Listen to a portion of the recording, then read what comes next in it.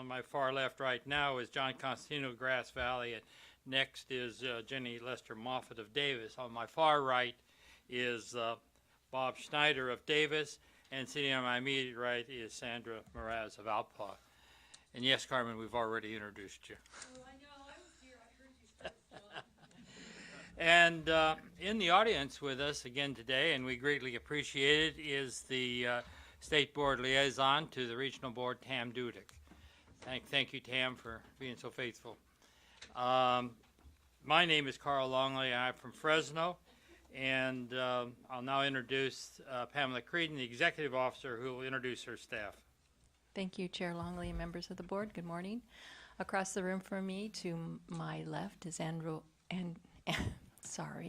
Altavo, our Assistant Executive Officer in the Sacramento office, and next to Andrew is Patrick Palupa, Senior Staff Counsel for the board. To my far left is Karen Lanfranchi Rizzardi, Executive Assistant to the board, and to Karen's right is Ken Landau, Assistant Executive Officer in the Sacramento office, and to my immediate left is David Koop, Senior Staff Counsel for the board, and to my right is Alex Mayer, Staff Counsel for the board. In the audience, we have Clay Rogers, Assistant Executive Officer of the Fresno office, and Clint Schneider, Assistant Executive Officer in the Redding office, and also Richard Lankarvish, Assistant Executive Officer in the Sacramento office, and we have a number of staff in the audience too.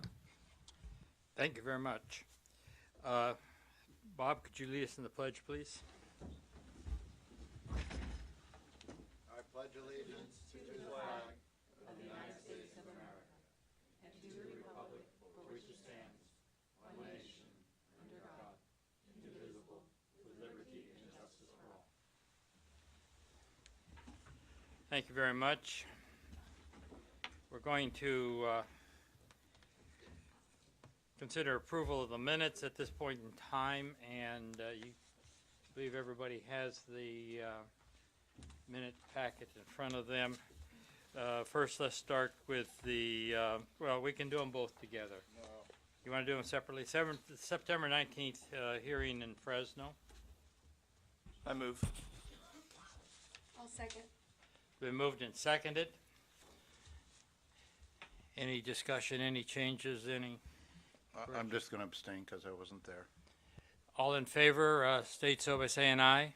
Aye. Opposed, say no. And Bob's abstaining because he was not at the meeting. The second one is the October 3-4 regular board meeting. October 3 in Stockton, October 4 here. Do I have a motion? I so move. Jenny moves. Second. Bob seconds. Any discussion? We'll vote. All in favor state so by saying aye. Aye. Opposed, no.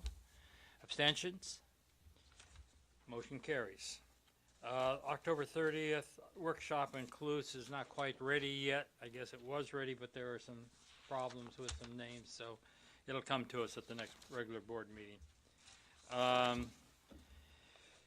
Move on to the meeting procedures. In order to conduct our regional board meetings in a fair and efficient manner, we will be proceeding according to the meeting procedures that have been provided with a summary agenda and are available here at the staff table and upon request, and are posted on the board's website and are summarized on the computer screens during breaks. Any questions or comments regarding these procedures may be directed to Karen Lanfranchi Rizzardi, the Administrative Assistant. Takes us to agenda item 15, which is board member communications. We have two items to discuss. One is the chair-vice chair election for 2014. The second one is an issue on ex parte communications. Before we do that, does any other board member have any other items to discuss? Seeing none, we will go to the chair-vice chair election for 2014. According to the California Water Code, this is to take place at our first regular meeting of the year, and in this case for this board, I think it's going to be the February meeting.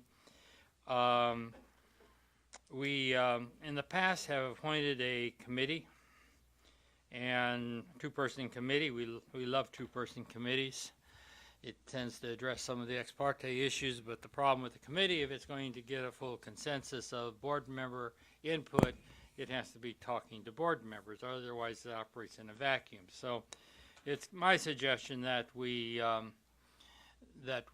depart from that process this year.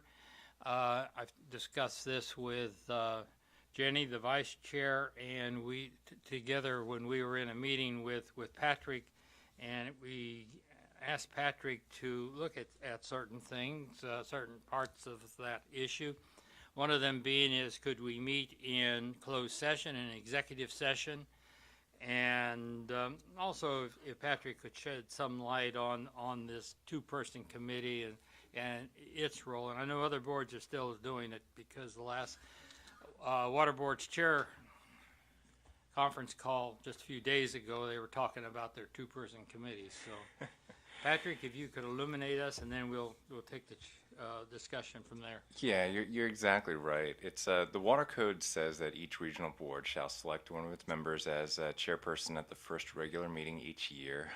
We just about always do that. We have some flexibility in how that's done, you know, whether it's at the start of the first board meeting or the end of the second day. There's a lot of flexibility with respect to that. The area where there's less flexibility is how we go into closed session to determine things. There's only a few things that we can go into closed session to talk about. Those include discussions with legal counsel about pending litigation. We can deliberate on adjudicative matters, and we can talk about certain employee personnel matters.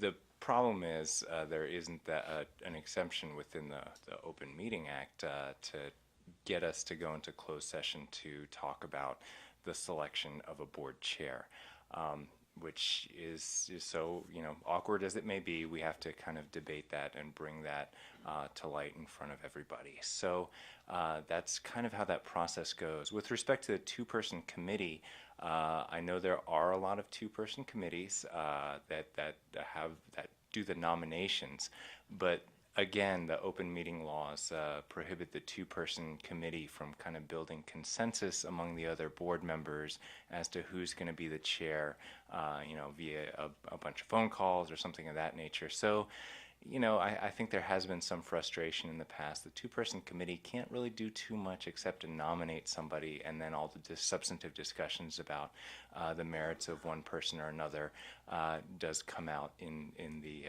at the open meeting. So that's kind of how the selection process works. It basically encourages an open debate at that first meeting about who's going to be the board chair.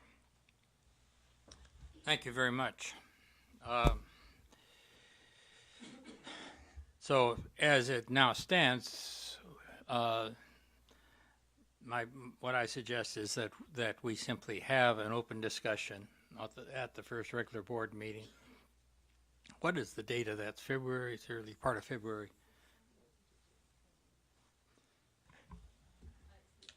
It is the 6th and 7th of February. So it'll be the 6th of February. We have an open discussion and select a chair and a vice chair at that point in time. The question is, I think, John, you raised it before last year, that it might be at the end of the day or the beginning of the session. I have no preference. It's my view is, I mean, whoever is the chair going into the meeting has had all the prep work and the agenda, so it makes more sense for me to have it at the end of the first meeting rather than in the morning and swap out. So that was my only thought, is the preparation for the meeting has happened with the current chair and vice chair. So if you're going to make a switch, it makes probably more sense to do it after you actually have the meeting that people were prepared for. discussion. I'd like to have input from other board members. I don't know, to me that seems to make sense. I mean, I think it would be a little bit weird that, let's say just for the sake of argument, because I know everybody's gonna want me to be the chair, which I cannot take on, but let's say that. How did you know that? Because I just know, No, let's say that everybody wants me to be the chair, but you've had the discussions the entire, month or 6 weeks leading up to the meeting. Then all of a sudden, we switch chairs in the middle of the meeting. So it makes sense that, we do it at the end of the meeting, and then that way you know, when I leave home disappointed that I'm not the chair, nobody has to look at me and I can cry in the car. So I would That's so support, dramatic. I know. I would support Well, doing the it at the question end, is, you say the end of the meeting, or Yeah. the end of the first day or the end of the second end of day? the second day. Okay. The trouble with disbanding the nominating committee is I can't be on it, and then I'm insured of not being nominated for anything. You like to control that. But that's fine to do at the end of the meeting, but it's difficult because it would be a lot more chronologically, it works a lot better if you do it at the end of the December meeting, for instance, instead of at the end of a February meeting. But we're prescribed from law from doing that. Of course, we could always do that and then ratify it at the start of the next meeting, but. Okay, maybe for the following year, we could look at that. I think there are some that do it in the December meeting for the discussion that I heard. Some boards. And then, as Bob said, ratify it. But if you did it, whatever you did, if you did it every year, then you're consistently getting a year out of the year or two out of the chair rather than shorting somebody. So yeah.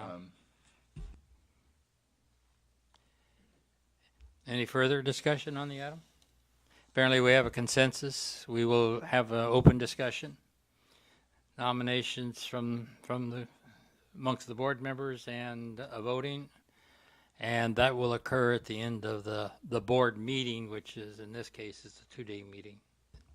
I do have just a little concern about that is, you know, that's a tough time to have a discussion at the end of a 2-day meeting, which may end up like today at 6 o'clock again. I think that everybody's tired and that's a hard time to do that. And I'm just thinking, you know, I understand the concerns about the prep. Those are real. But at the same time, maybe we change out, you know, after the Thursday. Or what we could do is we could have the discussion early in the morning and then at the end of the day, it's when it becomes effective. I like that idea, actually. But I still won't be the chair, so thanks.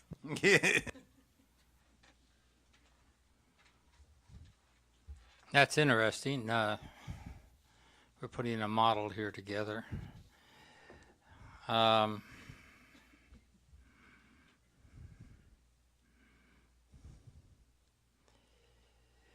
think that gets a bit clumsy as I think about it. I think it has to be done at one time. I would rather ask the executive officer to ensure, because we know the executive officer controls the agenda and the length of the agenda. And if it runs late, it's the executive officer's fault, just like last night. But it would be nice if we could have a lighter day on Friday, if that's possible. Well, I promised you a light agenda for this meeting. Isn't this light for you? No. I apologize for it. Yes, I was just going to suggest we could just make sure we put on the agenda and then work our agenda items around it, so we leave a couple of hours at the end of the second day for election of chair. And Okay. if we can get out early or spend the whole 2 hours. It's up to you. Okay, well, now I have a question. So is it going to be an agenda item that's noticed? And if it is, then we can't talk about it, right? We don't know who's interested, who isn't interested. We can't talk about it anyway, really. I mean, that's the ex parte communication, and that's, you know, you can talk to maybe one person on this board if you choose to, but you can't talk about that item. Well, now that it's on the agenda, We but know throughout the it's- no, year, we it's know it's going to be an agenda item. No, I think you can't have a serial conversation about it. I mean, you can at talk any to time one- during the year, is that right? Any time during the year. Well, the whole point of the Open Meeting Act is, and the whole weirdness behind that 2-person committee is the 2-person committee can deliberate on nominations and things like that. Once you start talking amongst 3 people, 4 people, then it looks a whole lot more like you're trying to build consensus, and then you run into that serial meeting issue. Again, I think that there could be conversations about, you know, the effectiveness of a chair that you can certainly have with other board members, but you're right. I mean, to the extent possible, the Open Meeting Act strongly suggests that these conversations happen out in the open in the context of the nomination and the selection of the board chair. You know, I know it's, you know, if you have a headache with the board chair, that's something that you can certainly talk about in the course of the year. Or if you think they're doing excellent, that's something that can come up too. But in terms of who's going to be nominated and selected, that really should be done in the context of the selection process itself. I mean, even those conversations shouldn't, I think, occur. I mean, if you pick one person you want to talk with, then you can always talk with one person on this board. But if you have that concern, then we should talk about it in public session, and it shouldn't be, I mean, the dangers I mean, there's good reasons that we prevent serial meetings, and the dangers of a serial meeting on issues like this, once you start talking about it, they become a big problem, and I think you have to avoid that.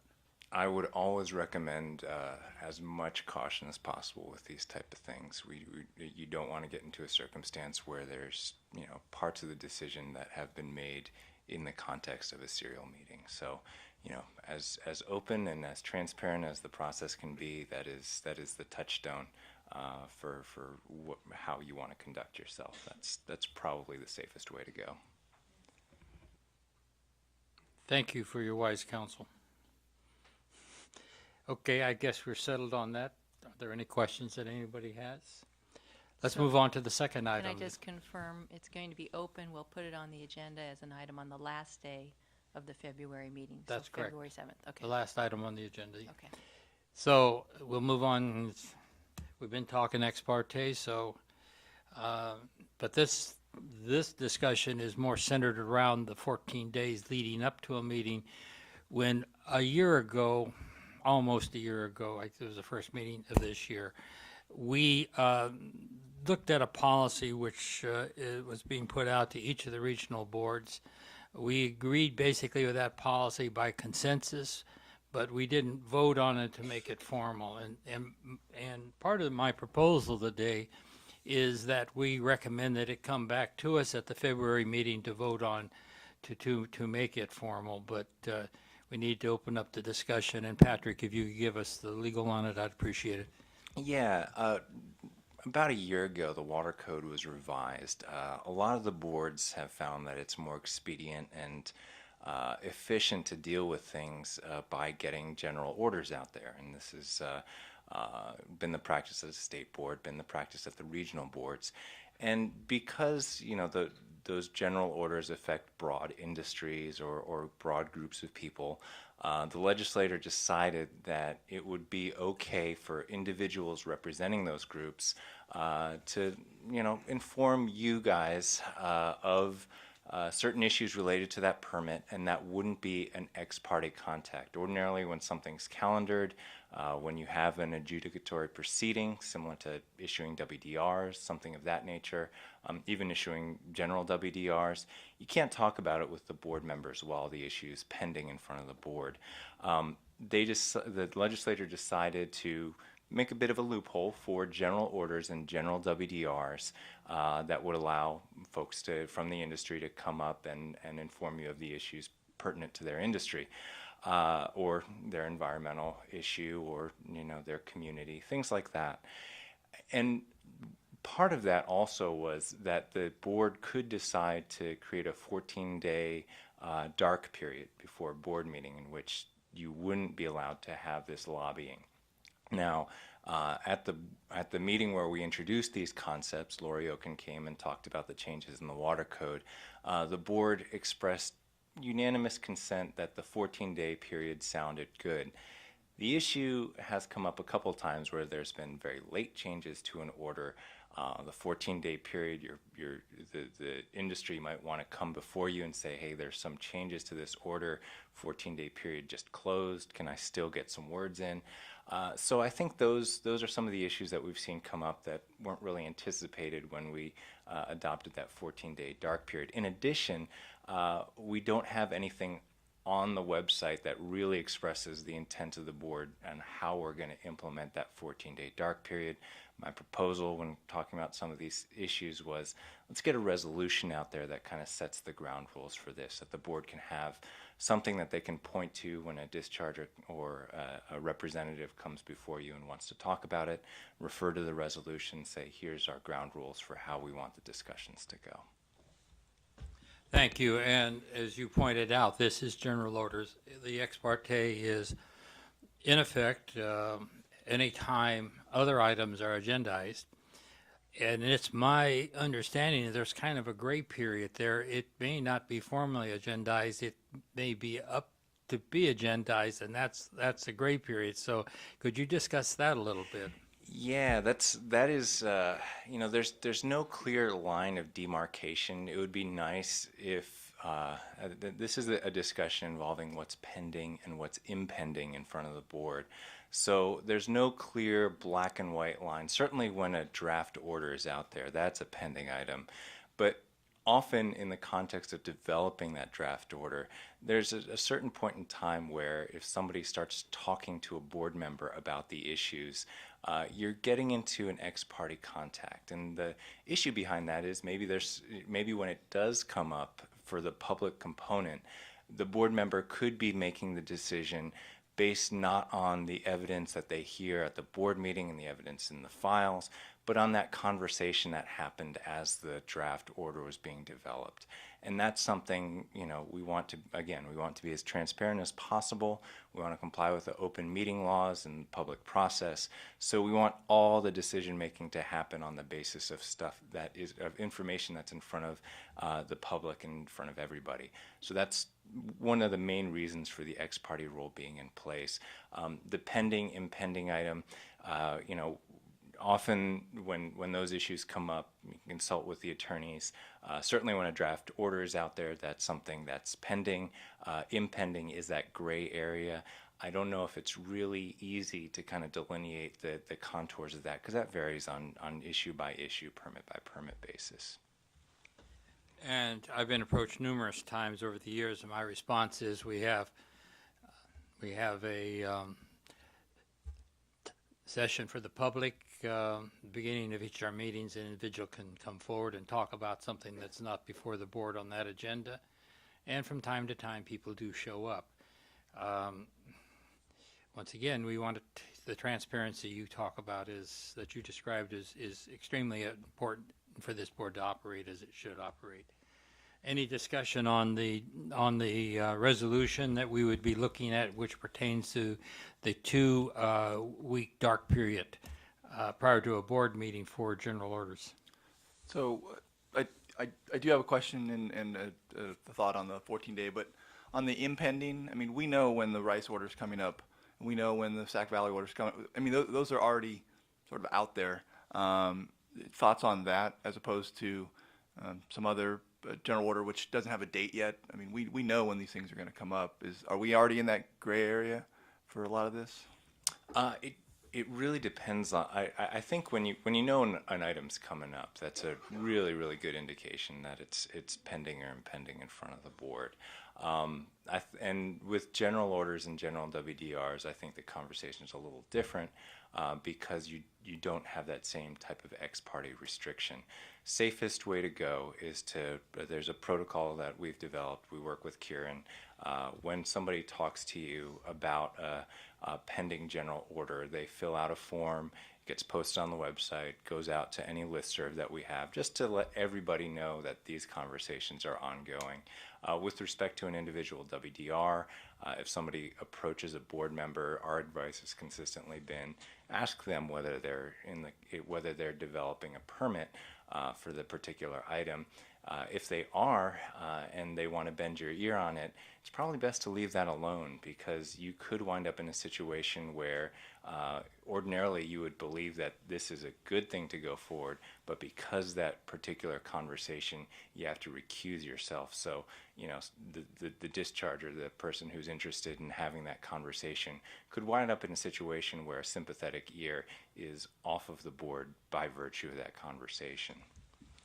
Does this pertain to waivers that pertain to a number of parties also? It pertains to waivers as well. It pertains to almost all general orders. There is few exceptions. There are some statewide general orders where dischargers are actually named in the general order. For example, there's a couple MS4 permits that apply generally to a handful of MS4s. 5 or 6 are particularly named in that general order. In that context, because they are specifically named, that wouldn't be subject to the new ex parte rules. You couldn't have conversations about that. But I think those are a rarity, and I don't even know if we're developing any of those type of orders right now at this board. And so one of the situations that we've talked about that came up was a discussion I had with a stakeholder, basically with general information, and then after that discussion, staff made a substantive change that was 180 degrees different from what we discussed, and then the dark period happened almost instantaneously. So, I kind of felt like they were disadvantaged a little bit because they had said one thing, they had went ahead and described the action in a certain way, in a certain light, and then when it came to time to the board, it would have been completely different. So, I think that issue needs to be addressed. Is it a 14-day dark period? Is it a hard stop and you can never do it? What if you met before? What if there's a substantive change? I think some of those things need to be Well, discussed. I think I would like to see it a hard stop period because you always have the opportunity to ask them in public session. And there's nothing wrong with having it out in the sunshine in front of the public. Asking them in general session, we had this discussion, what's changed in your mind, or other appropriate discussion to be able to clarify what's happened. And it's here in front of the board. I see no problem with that. Yeah, for purposes of coming up with this resolution, again, I would suggest that we defer some of the substantive discussion to the consideration of the resolution. But I think it would be wise to put that option in there, put a couple options in there for the board to discuss in the context of adopting that resolution. One of the options would be if there was a change made, within so many days of that dark period beginning, that the dark period could be relaxed. Again, I would not suggest that we come to a resolution on that matter right now. Just want to flag that issue. If there's other issues that you want us to other options out there, we can put that in the resolution. What that does right away is, I go back to why we have these laws, and a lot of them are so, the board members are on equal footing, and another is just fairness to all sides. And so the question's always, if you're just meeting with one side and you're not talking to the other side of the issue, you've created an inequality immediately. And if you bring to the board additional information ahead of time because you've had this type of meeting, you disadvantage other board members about that. And I think the firm deadline, because of those reasons, there's the legal issues here, but there's also the appearances and the fairness of the public. And I understand the tension here between being in a quasi-judicial deciding board and the frustration that industry or interested parties might have in not being able to really lay out in detail arguments that are difficult in 30 minutes or an hour to lay out, although it can be written and submitted.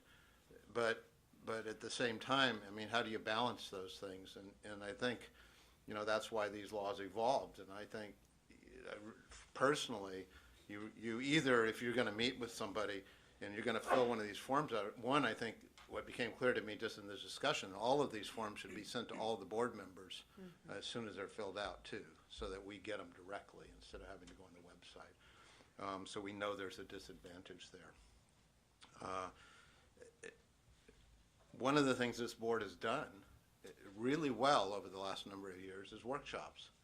And that's the way to have these more difficult discussions when everybody can be in the room and we can have this discussion where people don't feel like what I say is critically important to my livelihood because they're going to make a decision in 2 hours. So, that's the tool we have, I think, on difficult issues is to do a workshop where we can really hear things in more detail. And we've done that. I just look at my schedule of signing up for board meetings, and all of a sudden we have 10 extra board meetings on our schedule. So I think meeting with one stakeholder because you have an interest in that particular stakeholder, or they have an interest in you, they're trying to sway one vote, gets exactly to what you said. The reality of whether you should recuse yourself or not from that decision becomes very real, I think. Yeah, and I would add one other component, because I think this was something that came up in the discussion last year, and it would be relevant to think about as we look towards the adopting a resolution that sets some of the parameters. For a board member who might be interested in getting all sides of the issue, if there's a very late push by a particular industry group or a particular environmental interest or a particular community, and you want to get a balanced view, I mean, if this is a volunteer board here, you know, if you open the door for one person as that 14-day period is coming up, maybe you want to open the door for everybody to come in, and all of a sudden you've got Chaos. 6 hours of your time, you know, unpaid for, blocked off to hear every single perspective in the room, and that's tough to manage. And you know, I think we don't want to create a situation where the board members are bombarded with these requests right as the window's closing. Again, something for consideration. Yeah, I mean, additionally, most of the things that we decide on have late changes or late changes, and so where do you draw the line of what is considered a substantial late change versus what is just, you know, a minor late change, if you will? And, you know, so with that gray area, I feel very strongly that it should be a firm 14 days. And I think that I definitely agree with Bob that I would like to have the notice. And it's very important, I think, that we have the notice. And I think that's why we established a 14-day period, because then we could get the notice prior to us making the decision. All very good points. And And you know, I honestly, I struggle with this because couple things. One, you know, I agree with Bob's point of view that the process certainly needs to be fair. But you know, the example that we were looking at yesterday was you had 6 months headed up to a deadline. Everybody thought it was heading in one direction, and then all of a sudden coverage was taken away. And I don't know how fair that is to that group. Once the opportunity to comment came and went, and they didn't see it coming.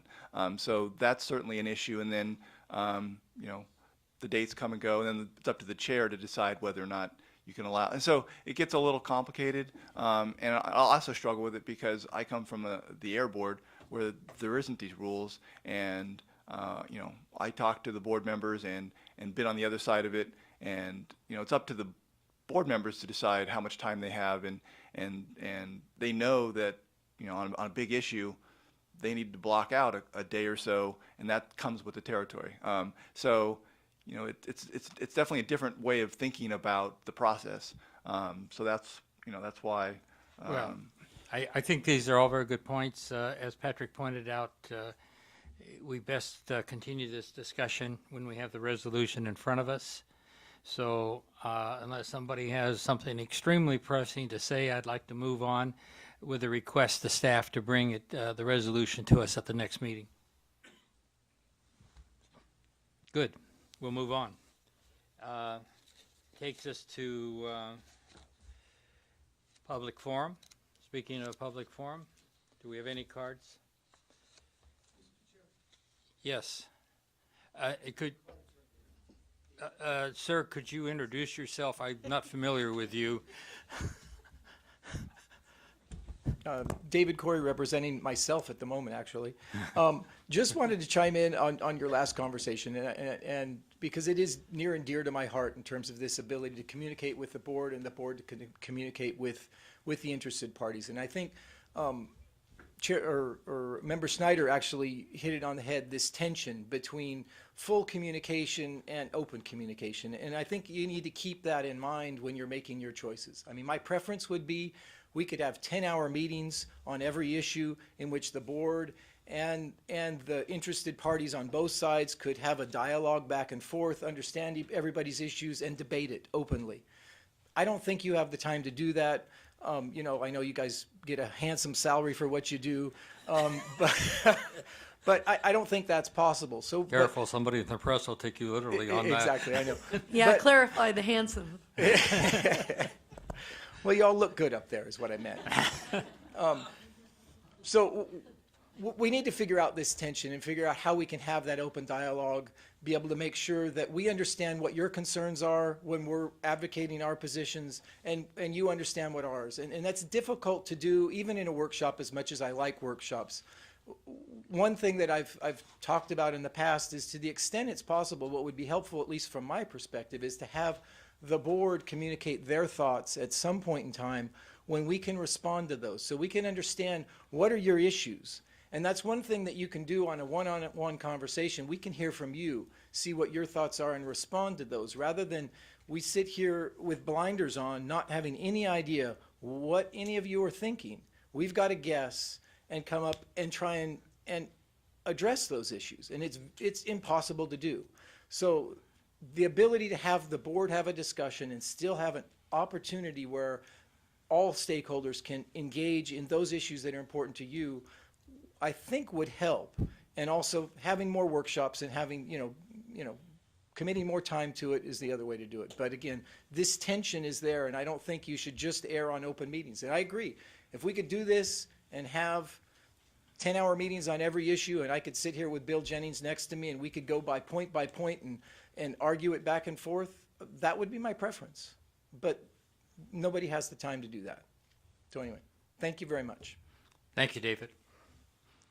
Anyone else wishing to address the board during the public forum?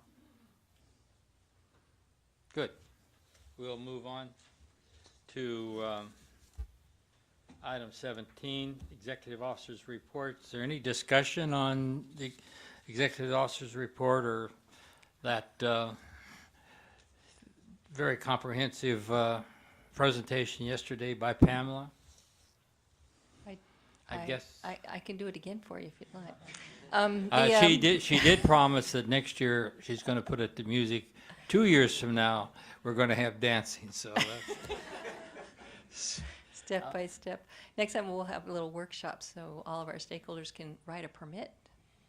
No, I'm just kidding. I do have some staff awards to give, and Exactly. Joe Karkowski, if I think he's ready, we're ready for those. was going to give us just a short briefing during the EO report on the website changes. So Okay, why don't we do the awards, then we'll finish up with Joe giving us a short briefing and move on. yes.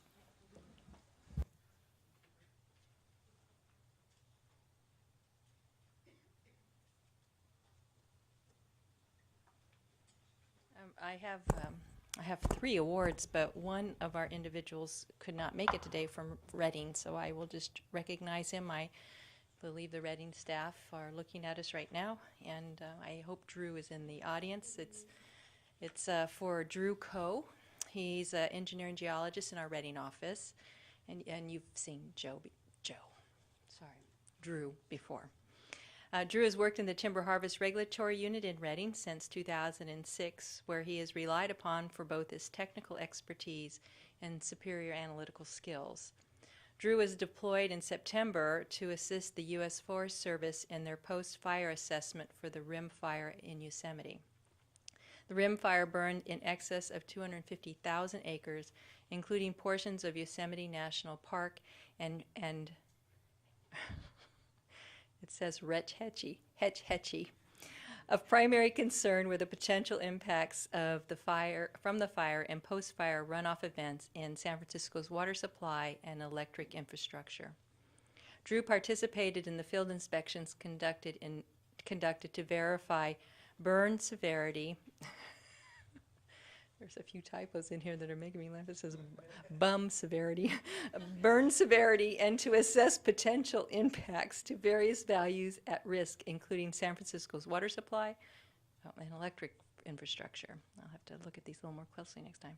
He provided both a technical, hydrologic, and water quality perspective to the process and addressed the impacts to beneficial uses in a report that will be appended to the formal burned area emergency response report. Drew worked 12 days in excess of 12 hours and through the weekend to assist with the assessment effort, and his contribution ensured the U.S. Forest Service accounted for impacts to water quality while developing treatment proposals and obtaining funding for treatment. The final report for the Burn Area Emergency Response Report effort includes a final funding amount of $4.2 million for treatment to protect values at risk. So for that, Drew is being recognized for Superior Accomplishment Award and a small stipend and a plaque. And Drew, if you're in the audience up in Reading, thank you very much. The next one is for Robert Lira, an environmental scientist in our Fresno office. I think Robert is here.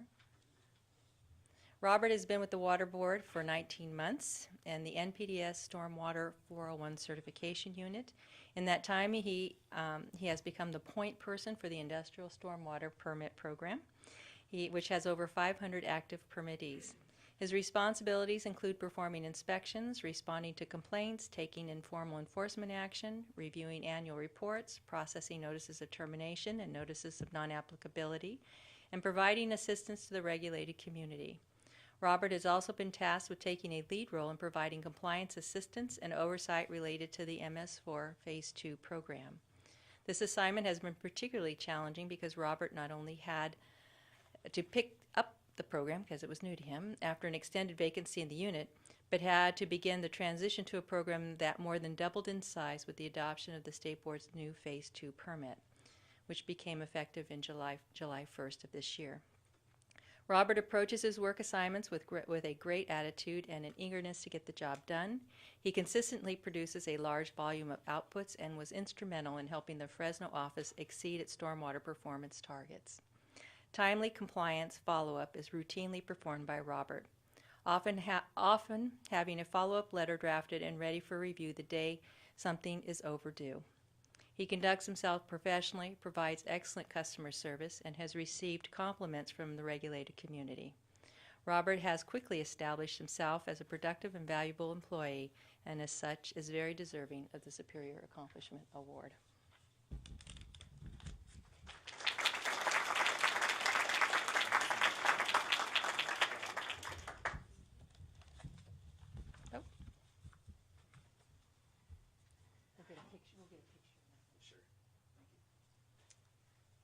And the next award goes to Dr. Janice Cook.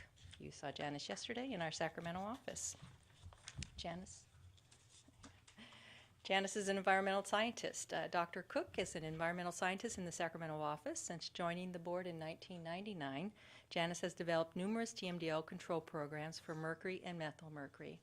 Her early work on the Clear Lake and Cache Creek mercury TMDLs established the key scientific and technical foundations for the later mercury control programs, including the complex and controversial Delta methylmercury TMDL. Janice's work on establishing water quality objectives to protect human and wildlife from the adverse effects of methylmercury has been the basis of numerous TMDLs and is being utilized in a new project to develop mercury TMDLs for reservoirs throughout California. She is being recognized in this award for the past 2 years' work on the implementation of the Delta Mercury Control Program. She has been working with about 45 dischargers that were named in the TMDL as having responsibility for developing best management practices to reduce methylmercury loading in the Delta. I'm sorry, I have a new set of braces in my mouth and I'm having a real hard time. I just spit over everyone, so I'm trying not to spit. To do this, sorry. To do this, the dischargers are required to develop and submit methylmercury reduction study plans for review by an independent technical advisory committee of mercury experts. Janice worked with the dischargers to encourage coordinated study plans rather than individual plans, and she receives 10 study plans from diverse groups such as wastewater treatment, tidal wetlands, urban runoff, and open water flood plain managers. This summer, she convened a 3-day meeting with the Technical Advisory Committee to review the study plans and to ensure the plans were consistent with the goals and the intent of the TMDL. After the external scientific review, Janice met with each of the study groups to review the comments and provide recommendations on how to improve the work plans before studies begin. Since mercury cleanup will take a long time, Janice has worked with the Department of Public Health, dischargers, Native American tribal representatives, community-based organizations to develop an overall strategy and work plan to reduce human exposure to mercury-contaminated fish. She has been working with the stakeholders to gather funding for the program, including soliciting and receiving funds from the State Board, dischargers, and other stakeholders. Her work on implementation of the mercury TMDL, complex methyl mercury studies, and the exposure reduction program is much appreciated by her superiors and the public, and also the state board. Her excellent work is not just limited to the last quarter or even the last year. Her professionalism and commitment to the board and public has been evident since she joins board staff, and her managers recognize that Janice is a true asset to this organization, as I do and the board, and for that she's receiving the Superior Accomplishment Award. I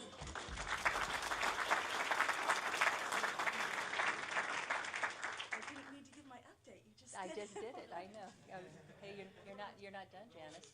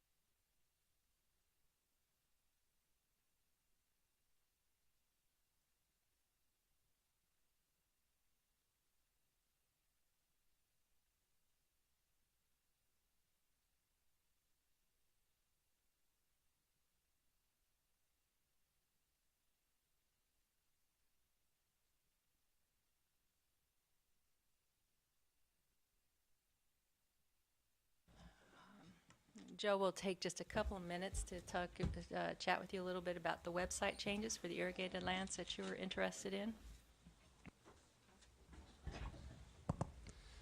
Good morning, Chair Longley, members of the board. Joe Karkowski, the Program Manager for the Irrigated Lands Regulatory Program. So a couple times we've talked about the website and making some changes. So this is more an update than anything final. So I'll just, let's see, bring it up. And luckily it's working.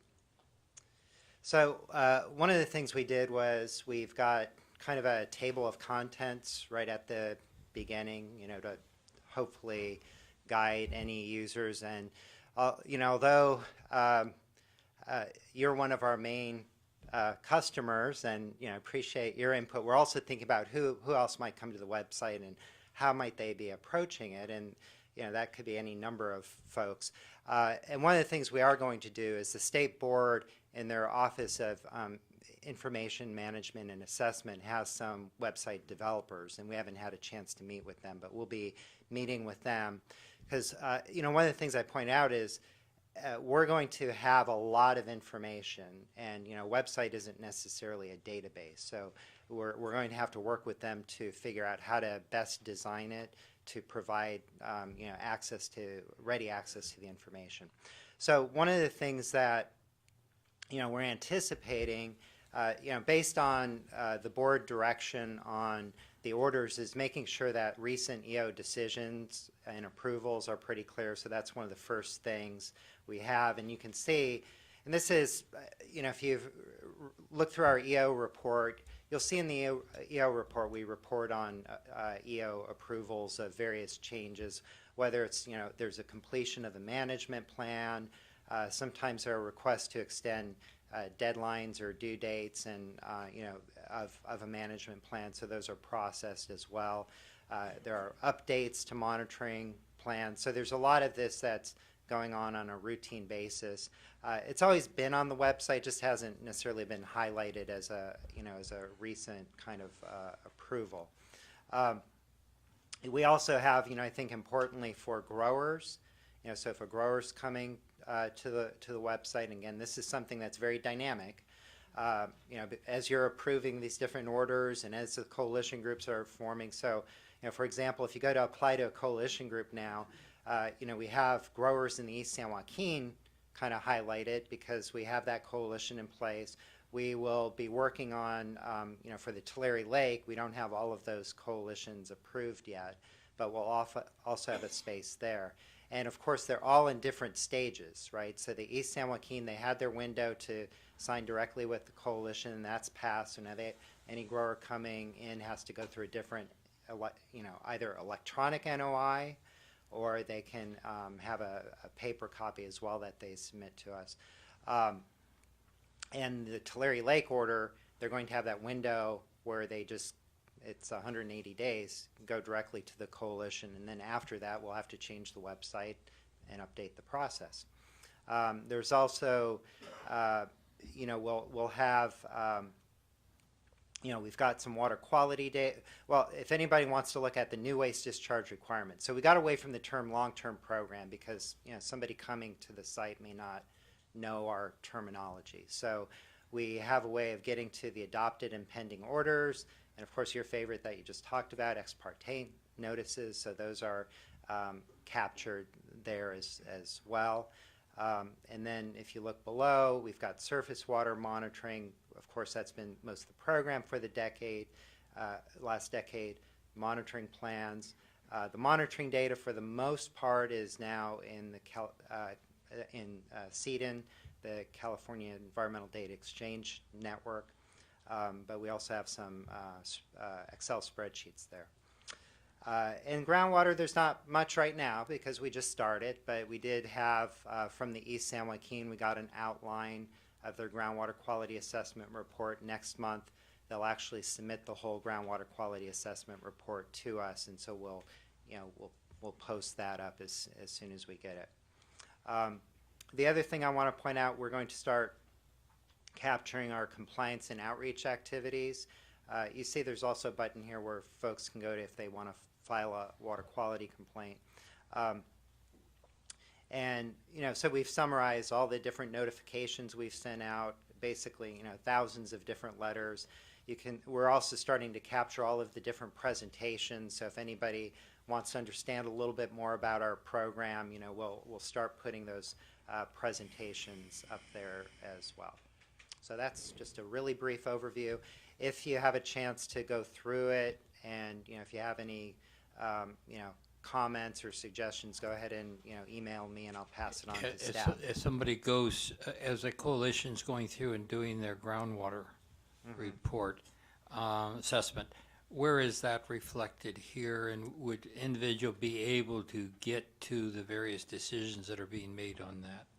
Yeah, so there'll be a couple places. One is we actually have a groundwater section. I mean, right now there's not much, so eventually this will probably take you to like a link for maybe each of the coalitions or third parties versus all being right on this front page. So we'll have that information captured there, as well as it'll be duplicated in recent EO decisions and approvals. So we'll probably try to capture like the last 6 to 9 months of EO decisions, but we'll maintain kind of an archive of those decisions elsewhere on the website. Good job. I'm going to have to play with it to get a better feel for it.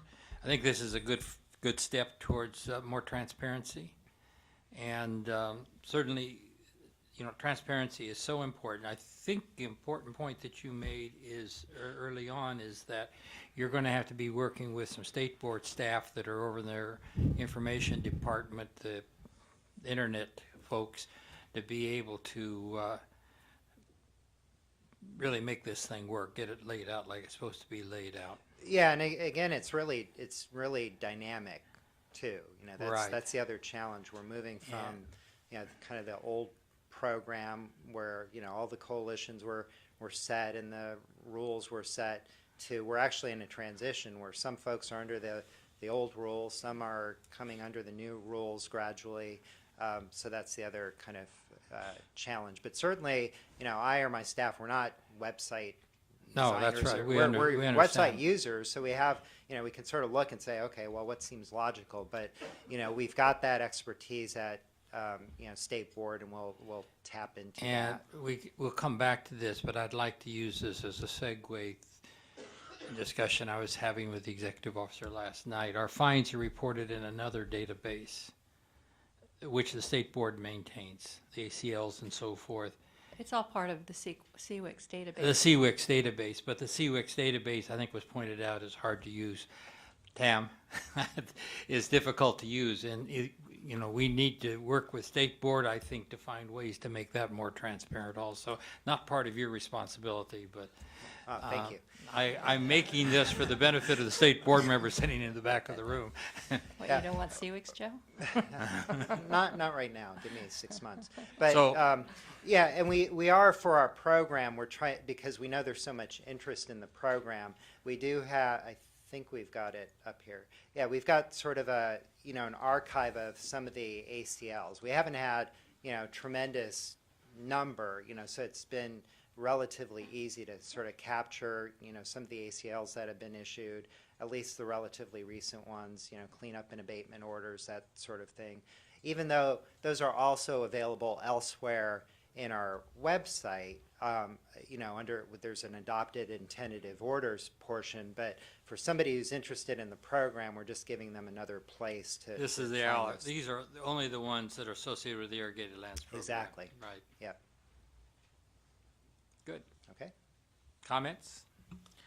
Just wanted to say thank you for this. It looks like it's a huge improvement over what was previous there. So I look forward to looking at it, reviewing it, and I'd encourage other divisions, the WDR division, to do the same, because I was trying to navigate that a couple weeks ago and We're working on the website. struggled. But yeah, this is really great. So thank you so much for that. And if a grower goes onto the website and they click the grower section, is it possible to have a map where they can click on where they're located and go straight to that section? That's kind of beyond our Okay. expertise, but that's why we'll talk. We'll talk to the the website developers and ask them what the options may be. Now, the Central Coast Board, since they directly regulate their growers, they've got that kind of functionality built into their electronic NOI. So I know it's possible, but since we for the most part are not enrolling most growers directly, we haven't set that up. It may be something that we do, like for the general WDR for individual growers, kind of get that going. I mean, at the very least, I think what we'd like to be able to do is make sure as the new orders are being developed, if a grower's coming to it, will they know, am I in the east side San Joaquin, the west side San Joaquin, the San Joaquin County and Delta, or if I've got parcels in different areas. Now certainly we have staff that can help people out with that, but that's one of the, I think that's some of the functionality we'd like to have over time. Okay, that sounds great. Thank you. And I was just going to add, I was going to second what Carl said about the data and working with others to make it easier to use and never lose track of, even though transparency really is us talking to our stakeholders, there's a whole world out there that looks at what we're doing. Oh, sure. And it's valuable in that regard. So I appreciate the update, and if it's public data, it should be easily accessible. Right. Yes, John, I have to agree. When we can't find it ourselves, that creates an issue, doesn't it? Any further comments? But by the way, looks like we're going to be able to find it now. Good. Thank you, Joe. All right. Thank you. Thank you very much for the very important update, and we will move on to the next agenda item, which is number 18. Pardon? Yes. This is time and place for a public hearing to consider adoption of uncontested items 26 through 29, MPDS permits, MPDS permit and time schedule order, waste discharge requirements, and the WDR MPDS rescissions. Does anyone wish to discuss any of these items? Are there any late revisions? Dr. Longley, there is one late revision on item 28A, Ranch. Okay. That's a The bum Friant item. wrench, huh? The executive office cannot talk today. And it just changes some internal references between Okay. provision numbers. With that, recommend adoption. Okay, we'll close the hearing. Are there any late revisions? I just discussed that. Friant Ranch. Let's see. Oh, we have some people that want to talk, I see. Oh, Yeah. Item 29B.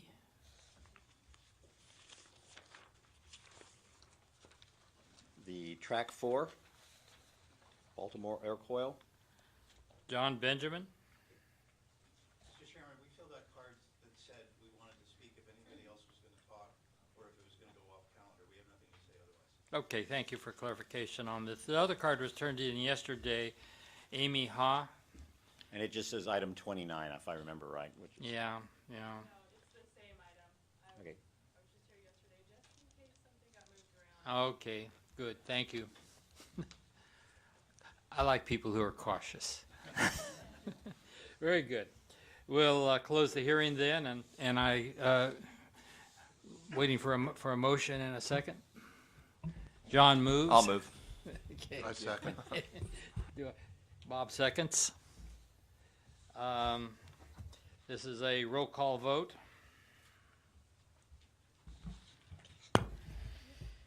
Ms. Ramirez? Yes. Mr. Costantino? Aye. Mr. Schneider? Aye. Ms. Miraz? Aye. Ms. Moffett? Aye. Dr. Longley? Aye. Motion carries. Thank you very much. We will, it's now 10:02. We'll take a 5-minute break. Let's take a break till 8 after the hour. This is going to be a pretty long item, and we need to be able to address it post-haste. Thank you.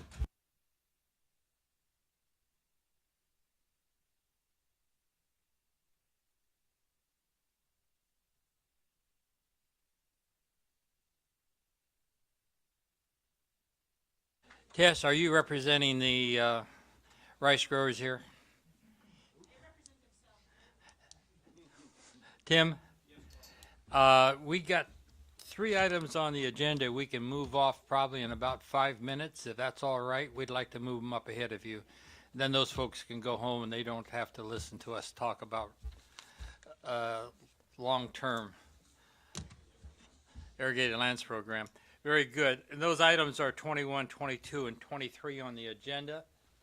At this point in time, we'll go to item 21. This is the time and place for a hearing to consider adoption of waste discharge requirements for the Shafter Garlic Processing Plant in Kern County.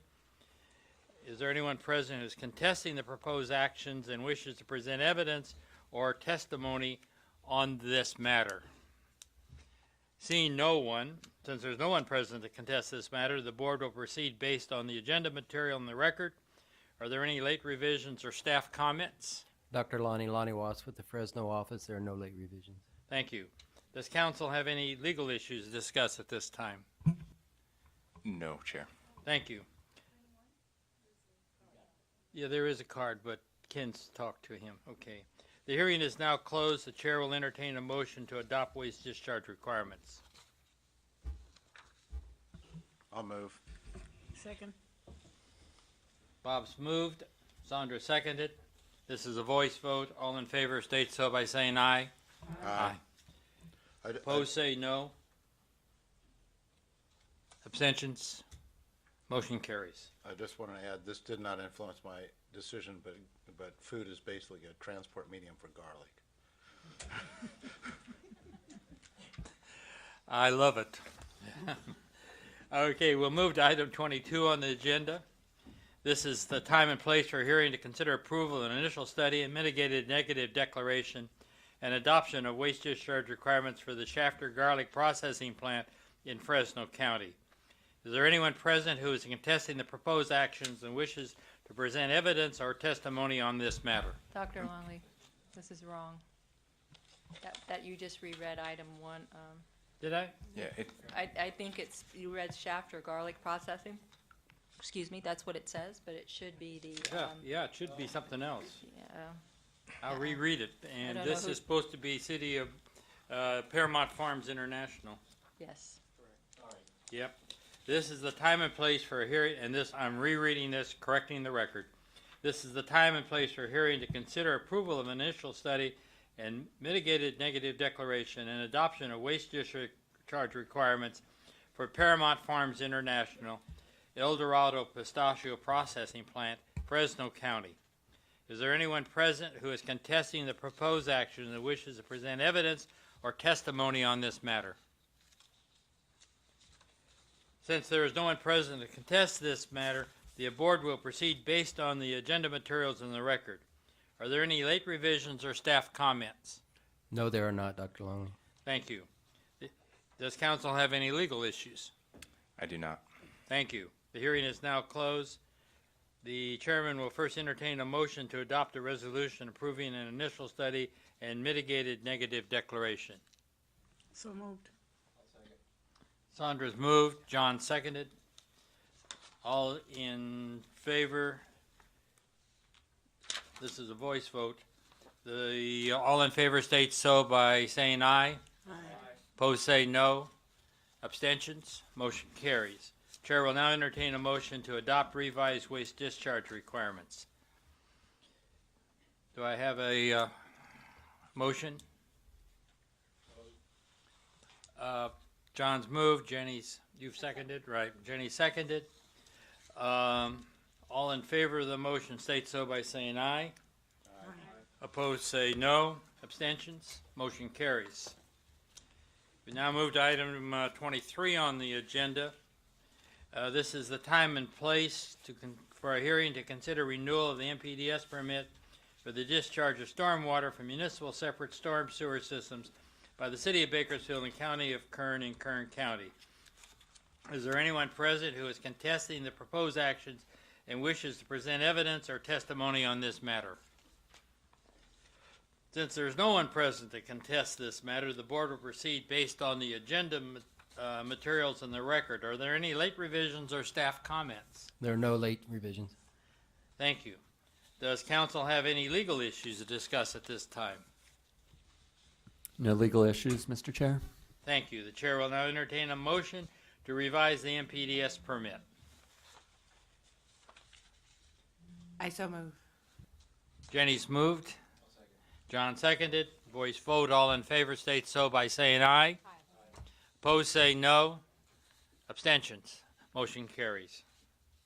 Thank you very much. And I thank you, Tim, and your folks for not objecting to us going ahead and getting those things out of the way, because that now takes us to item 24 on the agenda. Dr. Longley, just a quick clarification. Ms. Creedon brought to my attention the fact that you may have used the word revise. I'm not sure if that's exactly the right phrase. I think you want to use the word adopt, right, as opposed to revise? Or renew. Or renew is probably more appropriate. Which item? The last one? Yes. So this is the time and place for hearing to consider renewal of the MPDS permit for discharge of stormwater from municipal separate storm sewer systems. You were reading your script, Dr. Longley. It said it did use the word revise. It should have asked for either adopt the revised or renew the permit as revised. So the board isn't making a motion to revise the permit. The very last sentence on the page I wrote for you. Okay. To adopt the permit, we'll go back and, okay, the chair will now entertain a motion to adopt the MPDS permit, and the motion, does the motion and the second stand? Yes. We'll go ahead and vote again, just for the record. All in favor state so by saying aye. Aye. Opposed say no. Abstentions? Motion carries. Thank you, David. Okay. 24. This is the time and place for a workshop on the draft general waste discharge requirements for the Sacramento Valley rice growers. This is one of several general WDRs planned for agriculture watershed or commodity groups. Staff has prepared a draft order which is the subject of this workshop. Based upon comments received from the dischargers, the public, and individual board members, staff will consider revisions to the draft order. The tentative order will then be circulated for formal review and comment. The hearing for consideration of adoption of the order is planned for March 11 or 12, 2014 here in Rancho, Cordova.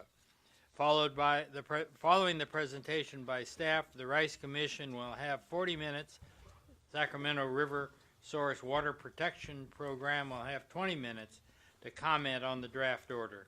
The interested persons will be then allowed 3 minutes each to address the board. We have several items on the, no. If individuals or, we've got some problems with the script this time. If individuals or groups with similar interests can appoint a spokesperson to speak to the board, the meeting can move efficiently and the board can hear all your concerns. We'll now begin with the staff presentation. Good morning, Dr. Longley, members of the board. My name is Margaret Wong. I'm a member of the Irrigated Lands Program and will be giving the Regional Board workshop presentation. The workshop is on the administrative draft waste discharge requirements, also known as draft order, for rice growers in the Sacramento Valley. This presentation will be in 4 parts. First, looking at some of the background information to understand why the waste discharge requirements and the monitoring reporting program for the rice growers in the Sacramento Valley are different from other long-term irrigated land orders. Next, the main components of the draft order will be discussed. We'll then look at a summary of comments received and last, next steps in the process. I will now go over the background information, which includes the authority of the California Rice Commission, where and how rice is grown in the Sacramento Valley, and past surface water monitoring data. The picture on this slide shows the rice lands mapped in orange based on data from the Department of Water Resources land surveys. The rice lands cover over 500,000 acres located in some 9 counties. The California Rice Commission was established as a marketing order under the California Department of Food and Agriculture Code. The California Rice Commission represents all producers, that is growers, and handlers of rice in the state. The California Rice Commission does not represent wild rice, which is technically a grass, or rice seed growers. As a third-party entity under the Irrigated Lands Program, the California Rice Commission has represented Sacramento Valley rice growers since 2004. The California Rice Commission represents the only commodity-specific coalition group in the Irrigated Lands Program. Rice growers outside of Sacramento Valley are covered by other coalition groups. Because all Sacramento Valley rice growers are members of the coalition, the California Rice Commission has 100% member participation in the Irrigated Lands Program. One difference with other coalition groups is that under the California Department of Food and Ag Code, which establishes the California Rice Commission, states the Commission shall keep confidential and shall not disclose, except when required by court order after a hearing in a judicial proceeding, all lists in their possessions of persons subject to this chapter. So, although the California Rice Commission represents rice growers in the Sacramento Valley, they cannot provide a participant list nor identify its growers. This is a map of rice lands identified by the Department of Water Resources land surveys. The rice lands are shown in a crosshatch pattern. Underlying the DWR map is the NRCS soils drainage map. Most of the rice lands are in shades of green, which represent poorly drained soils. A few rice lands are in the yellow or light orange, indicating better drained soils. Further examination, the soils show that most of the rice lands in the poorly drained areas have a high clay content that restricts the transport of water vertically. The poor drainage also reduces the amount of water lost due to seepage below the root zone.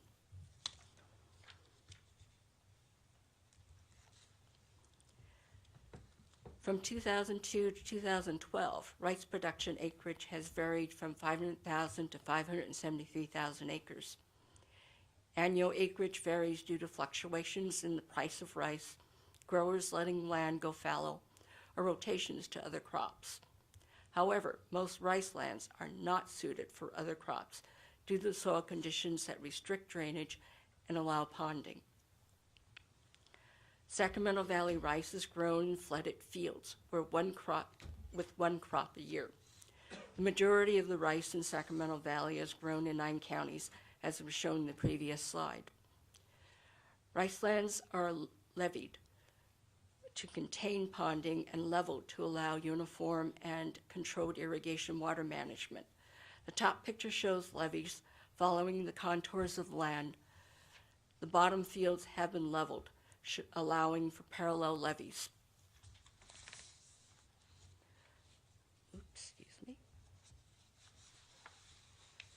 Flooding and water management is controlled using a rice box or weir. This shows a rice box where the boards have been removed to allow water to enter the next field. The boards are placed to control the release of water to the field and hold back water to the desired depth necessary for plant growth.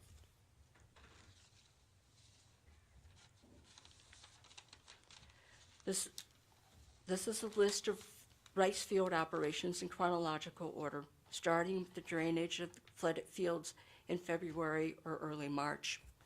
Many fields are flooded during the winter for rice straw decomposition and to provide wildfowl habitat. The fields are drained and allowed to dry before field preparation. Pre-plant fertilizer, usually in the form of ammonium, is applied at this time. The ammonium is generally applied 3 to 5 inches below the surface of the soil. Flooding immediately after application minimizes volatilization of the ammonium and reduces the formation of nitrates, since anoxic or oxygen-deficient conditions are present. In April or early May, the field is then seeded, usually applied aerially to the flooded field. Depending on the pesticide, pesticide applications may occur from April through June.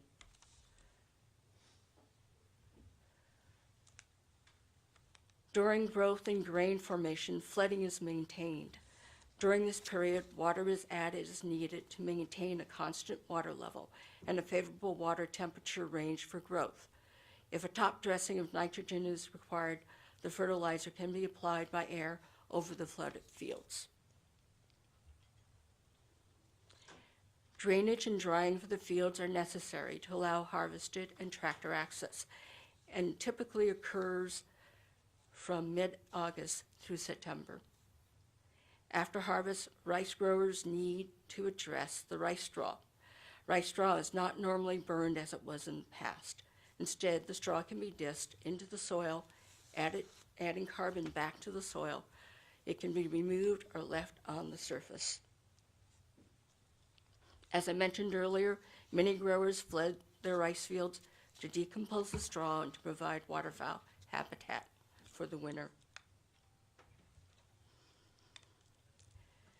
The major pesticides applied to rice are herbicides. Water may be released from the field to expose weeds during herbicide application. In a typical season, herbicide applications occur from about the end of April through June. Herbicides are applied during specified stages of rice plant growth in order to maximize efficiency of weed removal and to minimize the herbicide's effect to the rice crop. Many of the rice pesticides have mandatory hold times or a specific period after application when held field water must not be released off the field or out of the grower's control. The hold times are usually part of the label or use permit requirements. Insecticides are generally applied to a flooded or partially flooded field 0 to 30 days after seeding, when insects may dislodge or hinder seedling establishment, or at 30 to 90 days after seeding, when armyworms are a problem. The most common insecticides being used by rice growers are copper sulfate and pyrethroids. The pyrethroids have a 7-day water hold before release.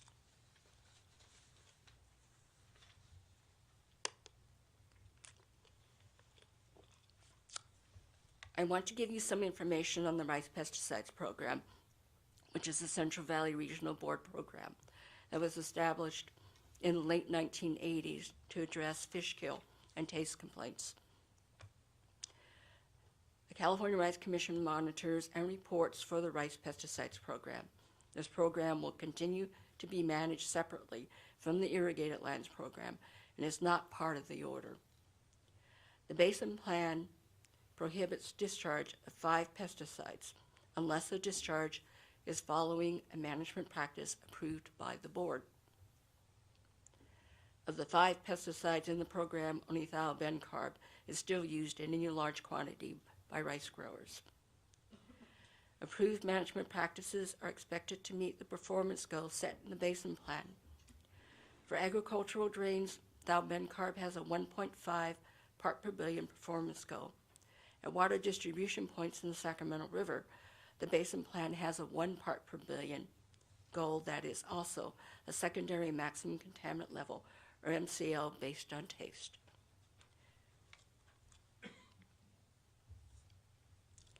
Many of the management practices implemented through the rice pesticides program to meet the performance goals have been through Department of Pesticide Regulations, using recommendations to the county agricultural commissioners on permit and use conditions. Management practices implemented for thiobencarb include hold times after application, drift minimization, mandatory pre-season thiobencarb stewardship training as part of the permit requirements to apply thiobencarb, water management including emergency releases, and seepage mitigation measures. The California Rice Commission has provided outreach to growers, pest control advisors, and aerial applicators on proper application procedures and rates.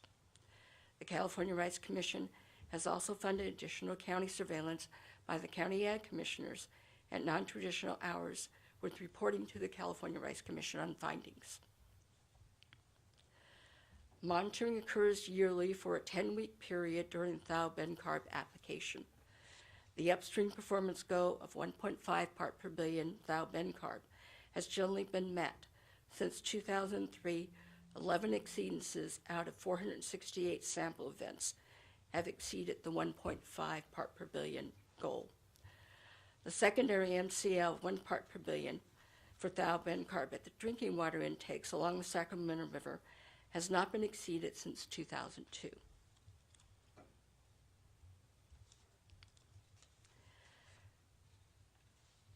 Current monitoring sites are shown on this map with rice lands in shade of green. Since 2004, the California Rice Commission has monitored at 4 sites. CBD 5 and CBD 1 are located at the Colusa Basin Drain. BS1 is at Butte Slough, and SSB is at Sacramento Slough. These sites are labeled in red on the map and are designated as the primary sites. 3 sites were established as part of the rice. These sites were established as part of the rice pesticides program. Using monitoring data and statistical methods, these 4 sites were shown to be representative of rice lands discharges in a 2004 report submitted by the California Rice Commission. 3 additional sites, F at Lurline Creek, G at Cherokee Canal, and H at O'Bannon Outfall, were established upstream of 3 primary sites. These sites, known as the secondary sites, were established to confirm monitoring results at the primary sites and to determine the extent of any water exceedances if found.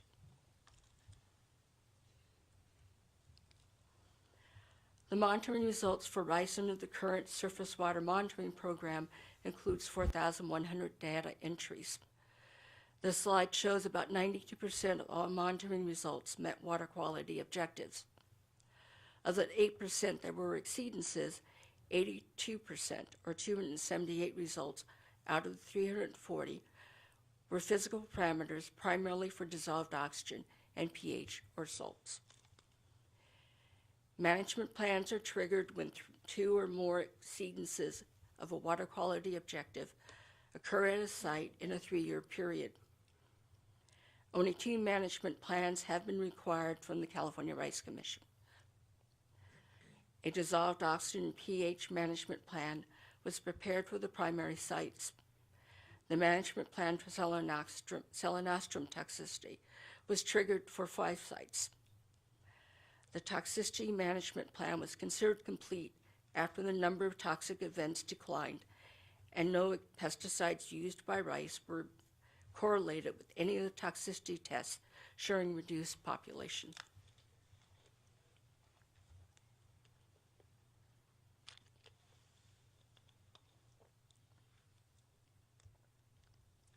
Monitored pesticides were selected and evaluated based on the acreage and pounds applied and on the physical and chemical properties of the pesticide itself. Based on the 2011 pesticide use report, 13 of the 17 most widely used pesticides applied to rice have been monitored with no detections triggering a management plan. Not all of the pesticides monitored were for rice only.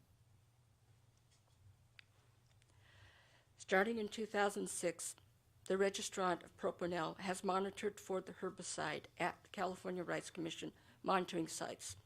In 2009, a high concentration of propanil was found at Lowline Creek. Propanil is the most widely used pesticide based on pounds applied and is a rice-only pesticide. The high propanil concentration was found only once at the one site and did not trigger a management plan. The California Rice Commission voluntarily submitted a management plan for propanil, in which the California Rice Commission continued monitoring and conducted additional outreach programs for growers, pest control advisors, and aerial applicators.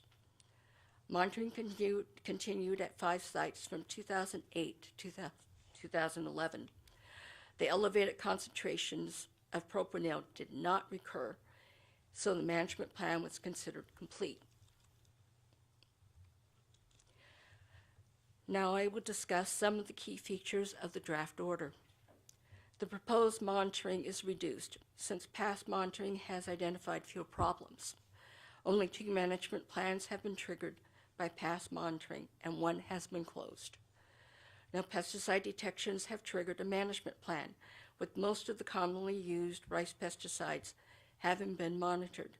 Even so, staff believes the monitoring pesticides will provide a good indicator of potential issues related to the rice discharges.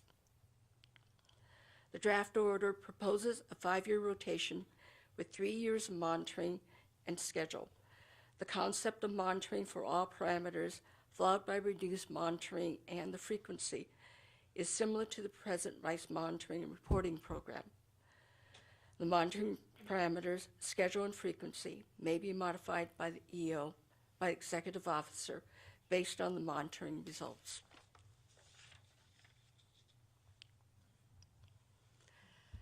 This table shows the general categories of parameters to be monitored. Depending on the year, the type of parameters and the number of sampling events will vary. As stated previously, pesticide monitoring should provide a good indicator of the potential issues related to rice discharges. For that reason, at least 2 pesticides will be monitored each year. Assessment monitoring will require 2 to 4 sampling events, with at least 2 pesticides being monitored. The number of events and timing for monitoring will depend on the pesticide to be monitored. Assessment monitoring includes a full suite of parameters, including aquatic and sediment toxicity, nutrients, as well as field and general physical parameters. Modified assessment and core monitoring will require 2 to 3 sampling events, with 2 pesticides being monitored.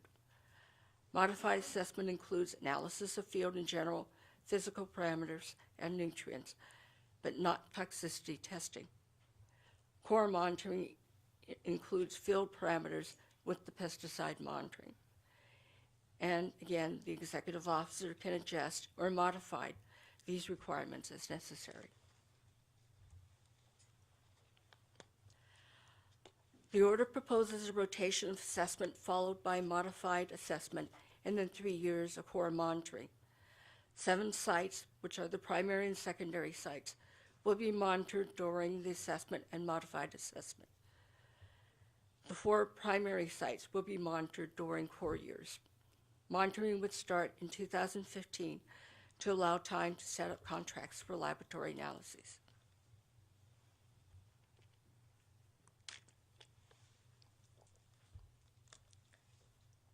One key difference with this order is that the California Rice Commission has already submitted a groundwater quality assessment report. Staff review of the groundwater assessment report finds it consistent with the requirements adopted in the Eastern San Joaquin order. The California Rice Commission will provide a more detailed discussion of the submitted groundwater assessment report for rice lands in the Sacramento Valley in their portion of the workshop. The groundwater assessment report examines soils data for rice lands.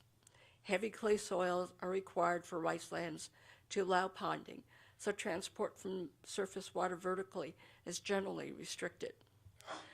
The groundwater assessment report also examined available groundwater monitoring data for rice lands. After evaluating available data, the groundwater assessment report did not identify any high vulnerability areas, and this is reflected in the order. If rice lands are identified later to be in a high vulnerability area, the rice growers in that area and the California Rice Commission will have the same requirements as in the other orders.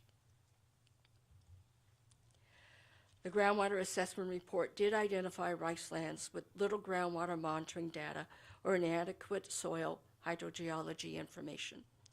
The draft order requires that the California Rice Commission submit a work plan to expand the data gathering for those areas and provide the work plan within 90 days of the order adoption.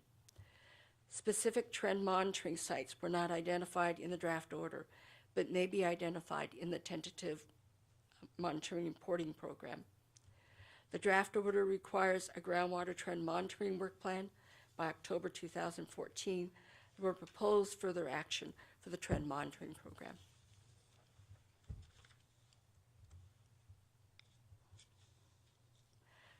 This slide shows proposed requirements for the draft order. Since this is the only commodity-specific order, the California Rice Commission will develop rice-specific farm evaluation and nitrogen management templates for executive officer approval. No high vulnerability areas have been identified to date. As such, an area is identified for nitrates and is associated with rice operations, the California Rice Commission will submit a template for the nitrogen management plan summary report for executive officer approval. Management practice information will be summarized and the data records submitted as with other adopted orders.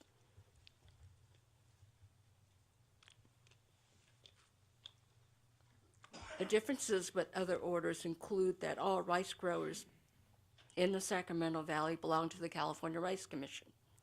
Growers that are not the landowner must provide notification to the landowners of the order and its conditions. Grower and the landowner share responsibility for complying with the order. The California Rice Commission will provide a GIS layer showing rice lands under the order since they cannot legally provide the names of rice growers. Since rice fields are essentially large sedimentation ponds, staff are not proposing requirements associated with sediment discharge and erosion control at this time. Sediment erosion from the rice field is not expected to be a problem for water quality. If future monitoring indicates rice fields may be a contributor to sediment erosion, provisions in the order require the development of a surface water quality management plan. Before you go off of this slide, I have a question for either you or Joe. So we're going to get a GIS layer showing rice lands under the order. Then is it this board's responsibility to identify the owners from that order? No. How are they going to be notified? They need to be notified by the whoever's the member of the grower, who's the member of the rice So that's commission. the grower responsibility. Right. And we're assured that that will happen. That's the requirement, and it's not dissimilar from the other orders that we've adopted, where either the owner or operator can be the member, and whoever the non-member is, the member has to notify the non-member. Maybe, so that Kim, when he speaks, can address that and give me some comfort. Okay. Thank you. Sure. This slide shows timeline for deliverables required in the order. The California Rice Commission by October 2014 will submit a groundwater trend monitoring work plan. In November 2014, templates for the farm evaluation and nitrogen management plan are to be submitted for executive officer approval. In 2015, growers are to submit farm evaluation information to the California Rice Commission with 8 updates annually to the Commission. In July 2015, the California Rice Commission submits the management practices summary with updates every 3 years. In March 2016, the grower has a nitrogen management plan prepared and kept on site to be updated annually. Now I will cover the comments we received. We received 4 comment letters on the draft order. These letters are in the agenda package. The following slides will summarize the major comment themes. There won't be formal written responses to the comments. The comments will be considered as staff makes revisions to the draft order. I will outline the preliminary responses and potential revisions noted by star in italics. We received suggested edits and clarifications, which we will review as we consider revisions to the draft order. We received several comments that have been made previously on other orders or the program environmental impact report, such as how the term waste is defined, the draft order's compliance with CEQA, and how costs were derived.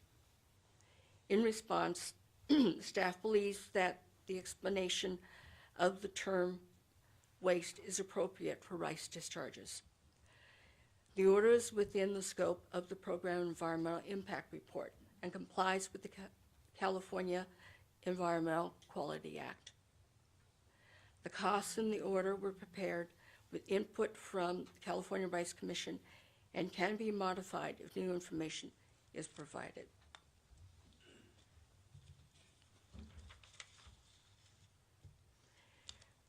We received a comment that only a summary of management practices should be required, not individual data records. The comment was similar to those received for the other orders. Staff does not propose a change since effective implementation of management practices by the individual growers is the key to evaluating compliance with the order. Individual data records allow the staff to conduct analysis that cannot be done with summary data. Since individual data must be collected and managed to provide the summaries, there should be little or no cost to the coalitions.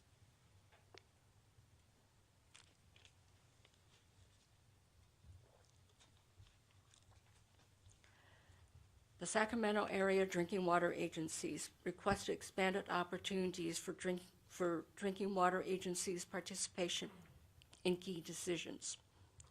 Specifically, the water agencies requested participation in the evaluation of which pesticides to monitor, how to interpret compliance with narrative objectives, that is, the establishment of trigger limits, and the review of management plans and their prioritization. Staff would like to point out that the order already has a period prior to executive officer decisions related to the management plans and to trigger limits. It is also important to note that staff frequently dialogues on an informal basis with stakeholders, even in the absence of formal direction within the orders. There was a concern expressed that we were arbitrarily limiting sampling of the pesticides to only 2, which is the case for 4 of the 5 years in the monitoring cycle. The historic data record we have from the California Rice Commission monitoring under the Irrigated Land Program does not suggest that pesticides have been a significant issue, requiring a more expanded monitoring effort. However, if information becomes available suggesting more than 2 pesticides should be monitored, the executive officer can revise the monitoring and reporting program. Staff will evaluate whether there should be greater clarification on the executive officer's discretion to revise the monitoring reporting requirements. There was a concern that pesticide evaluation would only focus on aquatic life and that human health goals should be given a high priority in the evaluation of pesticides to monitor. Staff agrees that both human health and aquatic life criteria should be part of the evaluation. Staff will evaluate whether clarification is needed in the order.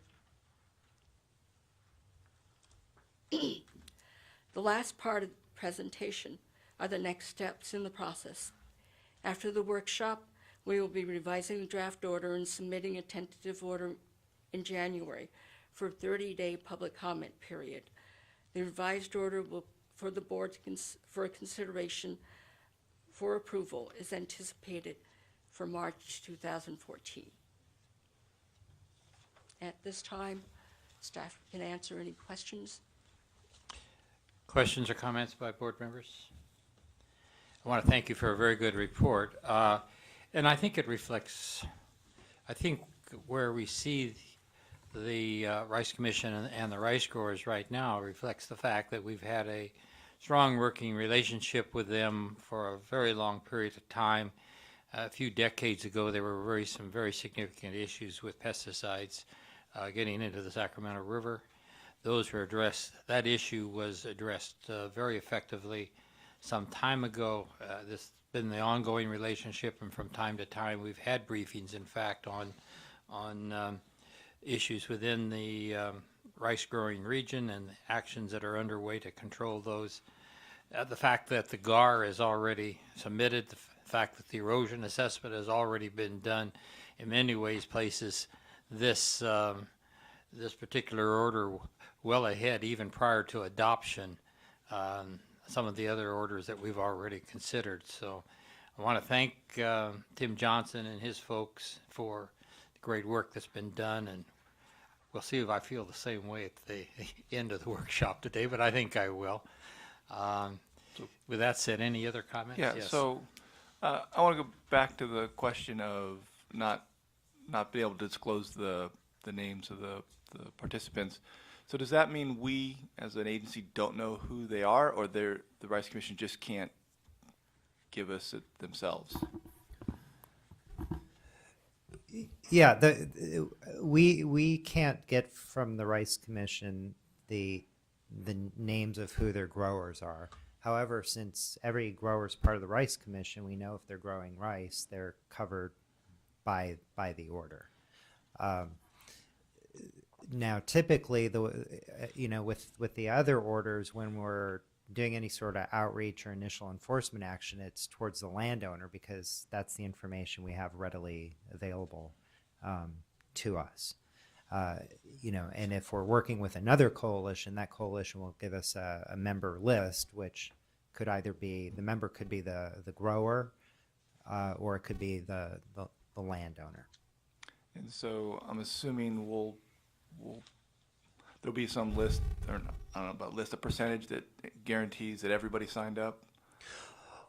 Well, yeah. So everybody, all of those growers are part of the Rice Commission, so it's sort of an automatic 100% sign up. The thing we want to make sure of, and we've got provisions in the order for this, is that they know that they're under a new order once it's adopted, and not only the growers understand that they're under an order, but if there is the landowner, if they're not a grower, that they're informed of that their parcel is actually under these regulations. And again, that's very similar to what we already have with the other orders, where we've got a choice of the member can be the landowner or the operator, and whoever is not the member gets informed by the member of the requirements. Okay, and I'll second what Carl was noting about the status and the progressive nature of the Rice Commission being kind of ahead of the curve on all this, and been out there, seen some operations last year, and then when I was in a previous job doing previous work, I had a lot of interaction with the Rice Commission, so I appreciate that. Dr. Longley, if it's been since this was the item on the last board meeting, it's been a while since we talked about this presentation. I do have one question for staff for clarification about the erosion sediment control. Certainly. Because of comments in the letters, and I agree with staff that they serve as large sediment ponds, but they do discharge that water, and that sediment could be carried out with the discharge. What practices do they do to make sure that that doesn't impact our surface water? Well, yeah, and it's sort of the nature of a rice field, and Tim and his technical folks can also talk about this. Is that it's fairly level. It's a relatively low slope, so it is really like a sedimentation basin. So when they're releasing water, it's at a relatively low velocity, and that's after it's already been ponding for a while. So any sediments would have settled out. So the only some of the only potential problems could be if there's, say, erosion at the outlet or within the drainage channel itself. But as far as the rice field, causing any erosion, there'd be no reason to think that that would be the case. As you So, point out, so, and we really had that, the sediment and erosion control plans for the other coalitions were really because we've seen these sort of general problems, if you're looking in the foothills or if you've got furrow irrigation of a tomato field and that sort of thing. So we require with the other orders that the coalitions do an assessment, identify where there might be that risk, and those growers have to have a sediment and erosion control plan as sort of a preventative measure. Now that wouldn't stop us, if for some reason later down the line we found that the rice discharge was causing or contributing to a sediment problem, we can still require that a surface water quality management plan be developed. But there's really no sort of evidence in the record or reason to say, well, there's something about rice fields that would suggest there's going to be any sort of sediment discharge or erosion issue. what I heard you say is that the velocities in the rice fields themselves are so low it won't carry sediment.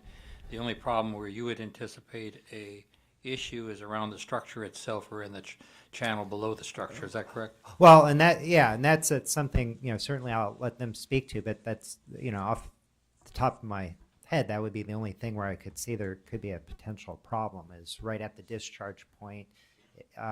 You could potentially have some erosion, but it's not the same as some of the issues that we've looked at where, in the foothills when they're preparing land for an orchard, you've got steep slopes, no vegetation, that sort of thing, and you have rainfall runoff events and a problem, or where we've also seen problems that have been before the board, where you have, say, a tomato field, furrow irrigated, you have relatively high velocities, right, because you're trying to get the water from one end of the field to the other, and that's carrying the sediment with it and causing a water quality problem. You may not have an answer to this, but where the Colusa drain enters the Sac River, has there been any sediment problems historically? Yeah, there have been, and that's one of those issues after we get through our policy development work. We can certainly start looking more closely at that and see what we can do, like how much of it is actually associated with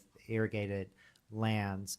And the the Sacramento watershed order, it will have those provisions regarding the sediment and erosion control plan, and they're going to have to do that sediment discharge and erosion assessment report. Thank you. Any other questions? Yes, Jenny? Yeah, I just wanted to touch on John's concern about the coalition or the commission, and which is, I guess, one and the same. But and I'm sure Ten will talk more about this on behalf of the Rice Commission. But the commissions in the state have pretty strong teeth to ensure that growers are part of it, and they have every incentive and motivation to make sure that growers are part of their commission. I'm a member of the Walnut Commission, and yeah, they have a lot of strong teeth, so which is good. I'm glad for that. So I think the concern about making sure whether there's enrollment is not a concern that I have, but I do have a concern about how do we, if we don't have a list of growers, and if there is a problem and we want to take enforcement action, how do we do that without a list? Right. So a lot of times when we are out in the field and we see an issue, you're right. So that can be one of the potential concerns is we don't necessarily have a list. Now we do, we have the information technology, so we know the landowner. However, we also have provisions in the order that basically where we've set up a process where we'll contact the Rice Commission and they will provide us, usually through, they have really good relationships with their ag commissioners. So the ag commissioners often know, who the grower is or who can provide access. So we've got that, capability and capacity, so we've got that system set up. Yeah. That takes care of my concern too that I was asking earlier. Any other questions or comments? Thank you very much. At this point in time, we are ready for a presentation by the Rice Commission. Panel, I believe, is going to come up and answer our questions.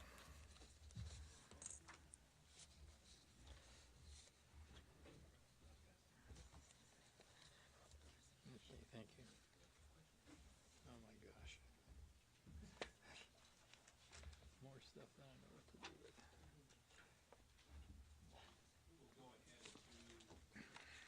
We will go ahead and do today's presentation as a panel just to save ourselves the effort of getting up and going to the microphone.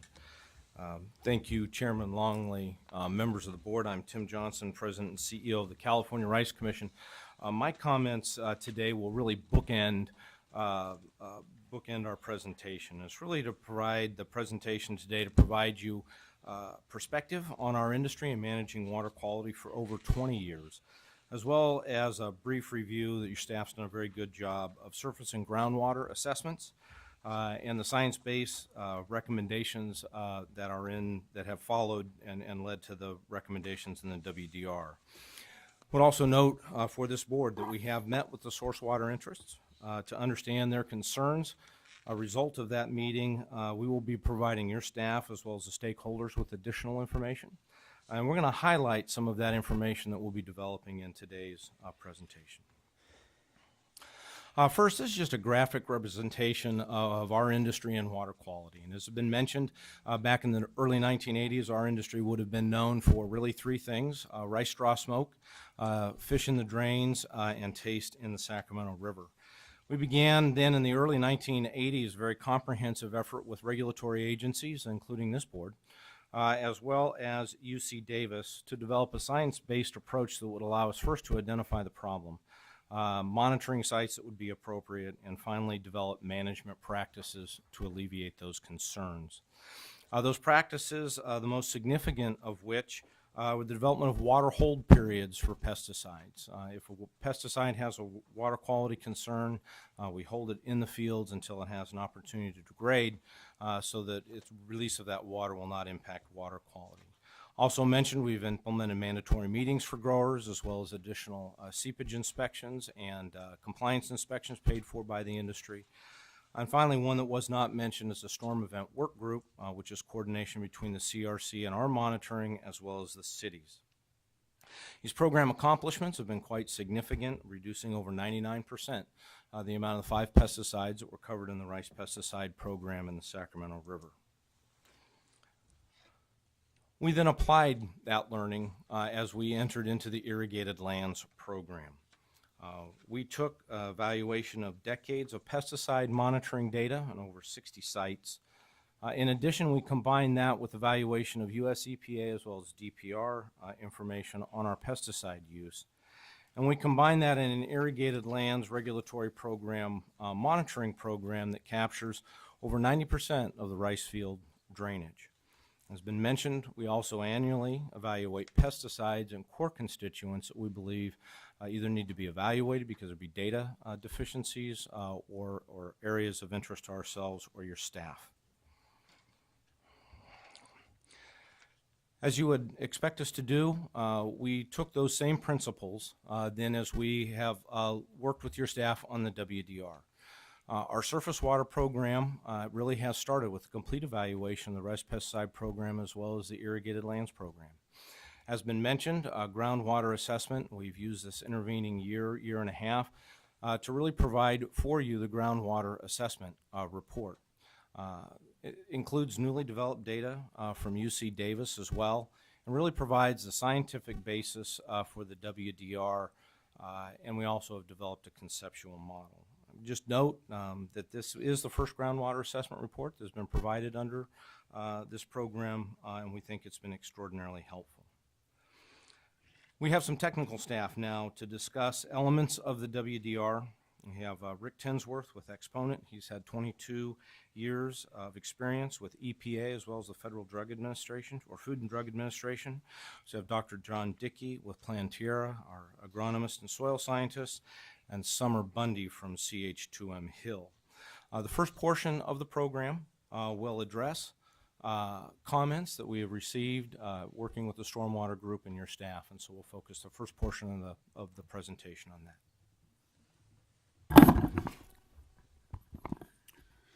Thank you, and good morning. Again, I'm Rick Tinsworth, working with Exponent, and as Tim mentioned, I used to work at the Environmental Protection Agency and ran the registration division for the pesticide program.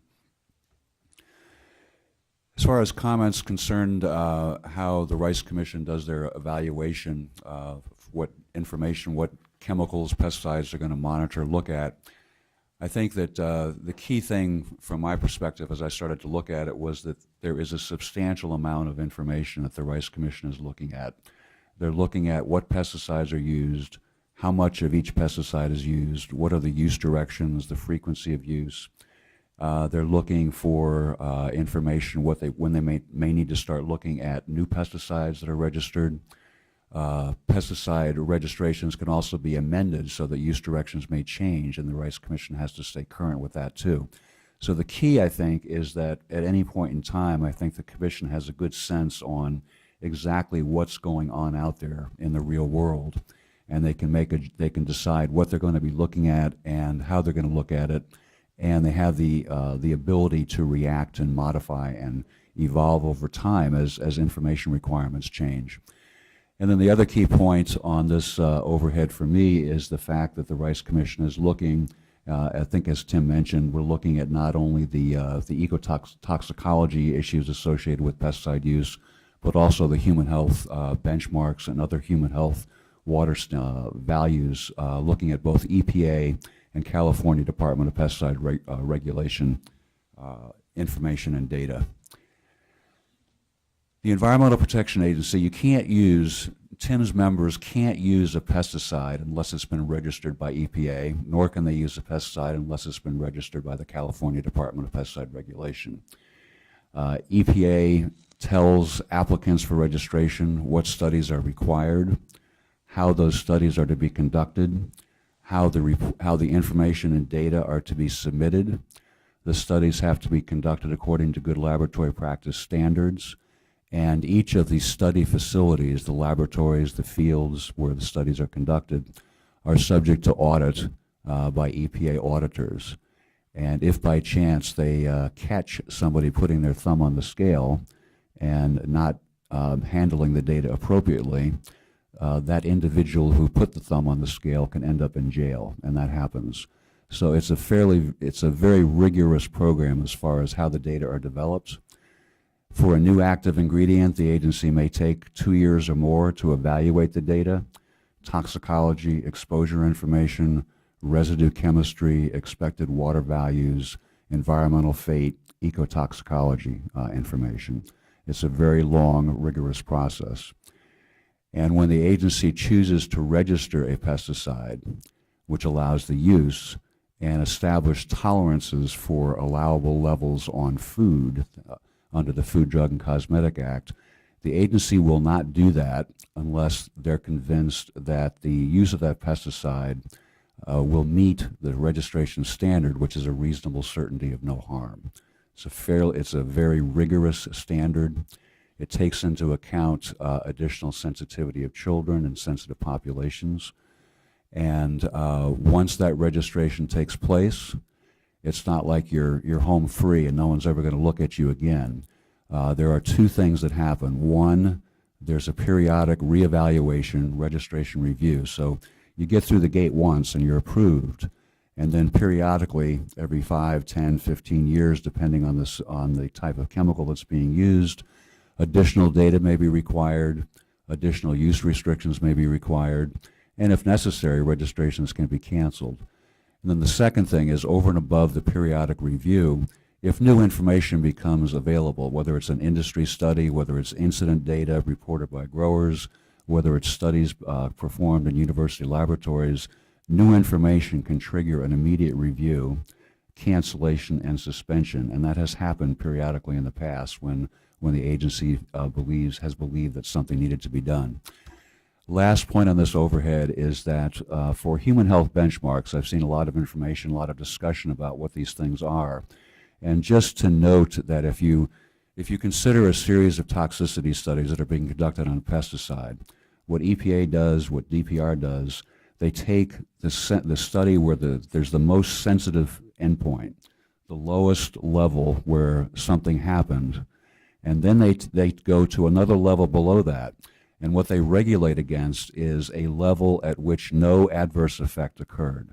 So you have, amongst all those studies, whatever the lowest level is where there was an effect, then you go down to a no observed adverse effect level in that study, and then you apply additional safety factors, usually 100, can be more.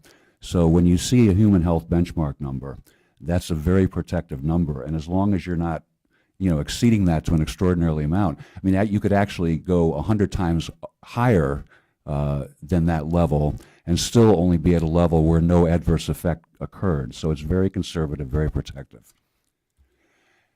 Then the thing that's unique about California, and this always strikes me as really being extraordinary, if you look at all of the states in the U.S., the territories in the U.S., California probably has the most rigorous review when they're deciding whether or not a pesticide is also going to be registered in California. They do the exact same review looking at the exact same data that EPA does. They don't take EPA's word for anything. Most states, it's a rubber stamp exercise. The company sends in a check, they send in the approved EPA label, the state issues a registration. That's not the situation in California. So in a sense, you really have two safety nets. If EPA were to make a mistake, DPR is still looking at the same information. So you've got two agencies working together on this thing. More often than not, they agree, but occasionally they don't. And if DPR thinks something should not be registered, they don't register it. So there are pesticides that are registered in 49 other states, but not in California. And just like EPA, DPR also goes through periodic re-reviews of information.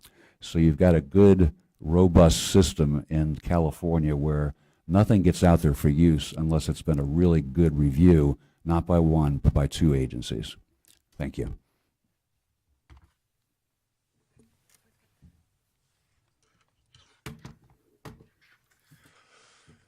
A couple of constituents that were mentioned in the city's comments on the waste discharge requirement were sediments and dissolved. I'm sorry, but you'll need to introduce yourself. Oh, sorry. I'm John Dickey, Plantiera, working with the California Rice Commission. I'm an agronomist and a soil scientist.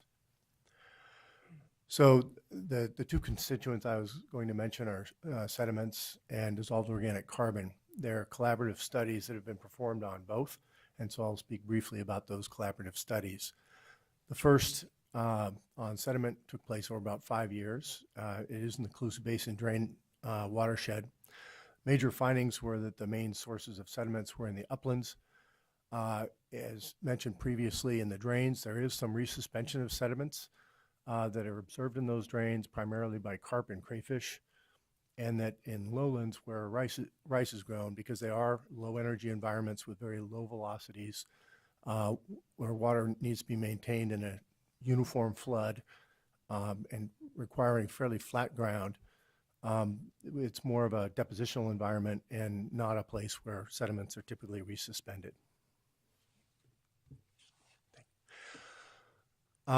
With regard to dissolved organic carbon, it's a study, a watershed level model of the Sacramento Valley developed as part of the Drinking Water Policy Technical Working Group California Rice Commission was a major participant. The drinking water purveyors were also. And the results of that watershed model allow for the assessment of contributors to dissolved organic carbon and other constituents at the City of Sacramento drinking water intake. And when you look at the net production by rice fields, contribution in that model comes to about 3 to 4% of the observed dissolved organic carbon at the intake coming from the originating in rice fields. Rice fields are net consumers of dissolved organic carbon during the rice growing season from about May through September. Just for reference, urban land surfaces in the same model were shown to contribute about 1 to 2% of the dissolved organic carbon, and M&I, municipal and industrial point sources, contributed about 6 to 8%. Now I'm going to transition to speaking about our groundwater assessment, which was mentioned previously. That groundwater assessment's purpose was to develop technical analysis to support long-term monitoring and implementation recommendations in the waste discharge requirements. The approach was to evaluate the field and soil environment, and then to relate that to historic groundwater quality data, and then to take the further step of evaluating the vulnerability of that groundwater to rice growing, rice cultivation.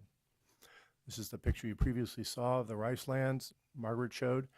Groundwater quality under these rice lands is generally high. You'll hear more about that in a moment. We have large contiguous blocks of land farmed continuously to rice. Is a fortunate thing from an analysis standpoint. You can then compare that to underlying groundwater and have some confidence that that groundwater is indeed affected by rice and maybe not something else. And we have relatively consistent farming practices on those lands since about 1982, when the rice growers transitioned to short stature rice and made some significant changes to their farming practices. That was 30 years ago. Now we're looking at the same area, and the map on the left are the State Water Resources Control Board initial vulnerability areas and the Department of Pesticide Regulations delineation of groundwater protection areas. When you intersect those with the orange areas we just saw where rice is grown, you get about 50,000 acres, or about 10% of the rice acres, that are in these areas. And so these are areas we paid particular attention to in the groundwater assessment report. Now we're going to shift to what Tim called our conceptual model, which kind of begins at the field level. This is a profile of a rice field. Rice is the only flooded crop in the Central Valley to my knowledge. That flooding does change the nature of the soil environment, which directly affects the fate of nitrogen and the management of nitrogen. Rice is fairly sensitive to over-fertilization by nitrogen, tends to depress the yield, cause the plants to fall over, to mature late, and therefore rice growers tend to avoid over-fertilization wherever they can. The nitrogen is primarily added as ammonium fertilizers. Those are put on in the springtime and sometimes as top dressing. After the field is flooded, most of the nitrogen is maintained, practically all the nitrogen is maintained in the ammonium form in the root zone. Most of it's taken up by the plants. The combination of the low nitrate concentrations and the low permeabilities in the root zone make rice fields a very slow providers of nitrate to the environment. As part of an effort to verify that general knowledge, a study was done by the University of California Cooperative Extension. You can see 8 monitoring sites arrayed around the rice lands on a wide variety of soils on the right-hand side of the image. And there were quite a number of measurements made here, including permeability measurements that aligned with the low permeability finding.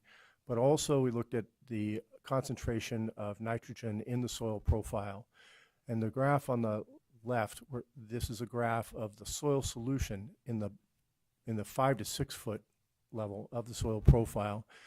The sampling was done at the time when nitrate levels peak in rice fields, and this is shortly before flooding in the springtime, remembering that the wet conditions do not favor formation of rice. This is the driest time of the year.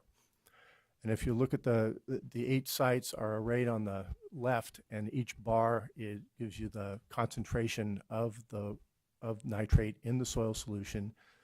All of the results were less than 1 milligram per liter. Some were non-detects, and the MCL is shown to the right at 10 milligrams per liter. Of course, the field environment has to be looked at in the broader context of how it affects underlying groundwater and adjacent surface waters. Summer Bundy will talk a little bit more about that right now.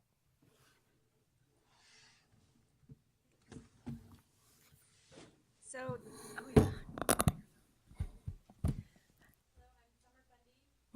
Summer Bundy with CH2M Hill. I'm the project manager for the groundwater assessment report and have worked on the irrigated lands program for the Rice Commission since 2004.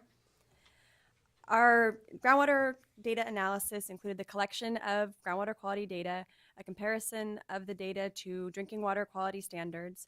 We evaluated the data to assess if there were any trends over time or geographical trends, and then we looked at that together to make conclusions regarding rice-specific groundwater quality vulnerability. When we first collected the data, there were numerous data sets, and so we identified some characteristics that we hope to find in those data sets to select data sets that would provide for a thorough and clear analysis. The data set features that we identified were that the data sets were close to rice, so the data needed to be where rice is farmed. We looked for data sets that included a range of constituents and also monitored different depths within the groundwater system. And we leaned toward data sets that were documented, peer-reviewed, or published. Once we had selected those data sets, we compared the groundwater results to the drinking water standards or other triggers for nutrients, salinity, pesticides that are currently registered for use on rice, and metals and nonmetals. The application of those criteria identified 3 USGS rice data sets for our analysis. The first is a very important data set known as the USGS rice wells, and these were drilled by the USGS explicitly for the purpose of analyzing the impacts of rice on shallow groundwater quality. There's 28 of those wells, and they're located in the shallow groundwater depths of 30 to 50 feet. A second data set is the USGS shallow domestic wells, and these are wells that are currently used by rural residential people in their households, and they're located primarily on the eastern side of the Sacramento Valley, and that they're mainly in the medium depth of groundwater. And the third data set are the USGS gamma wells, and these are existing municipal wells that USGS sampled using state board funding, and that included 86 wells primarily in the deeper groundwater basin. This is an example of what we did. We did this for all of the constituents for which there's drinking water quality standards, and this is for nitrate, which is a high priority constituent for the regional board. The green dots indicate results that are less than half of the drinking water standard of 5 milligrams per liter. The purple are from 5 milligrams to the drinking water limit of 10 milligrams per liter, and the red exceed the drinking water quality limit. I'm going to point out that the majority of these are green, indicating relative very high quality of groundwater with respect to nitrate throughout the Sacramento Valley. But there are 4 that we looked at in closer detail because they exceeded the groundwater quality limit. There are 2 that are the shallow domestic wells, and those are located in northeast Sutter County. And they're primarily located by Yuba City, and they're not adjacent to any rice fields or in the down gradient proximity of rice. 2 of the wells were also the deep groundwater wells, one located up there above the North Yuba label, and that is up gradient of rice fields. And then the other one is located in Yolo County, and that one is far away from any rice fields. Importantly, none of the USGS rice wells that were drilled to characterize the impacts of rice on shallow groundwater had a level above the maximum contaminant limit.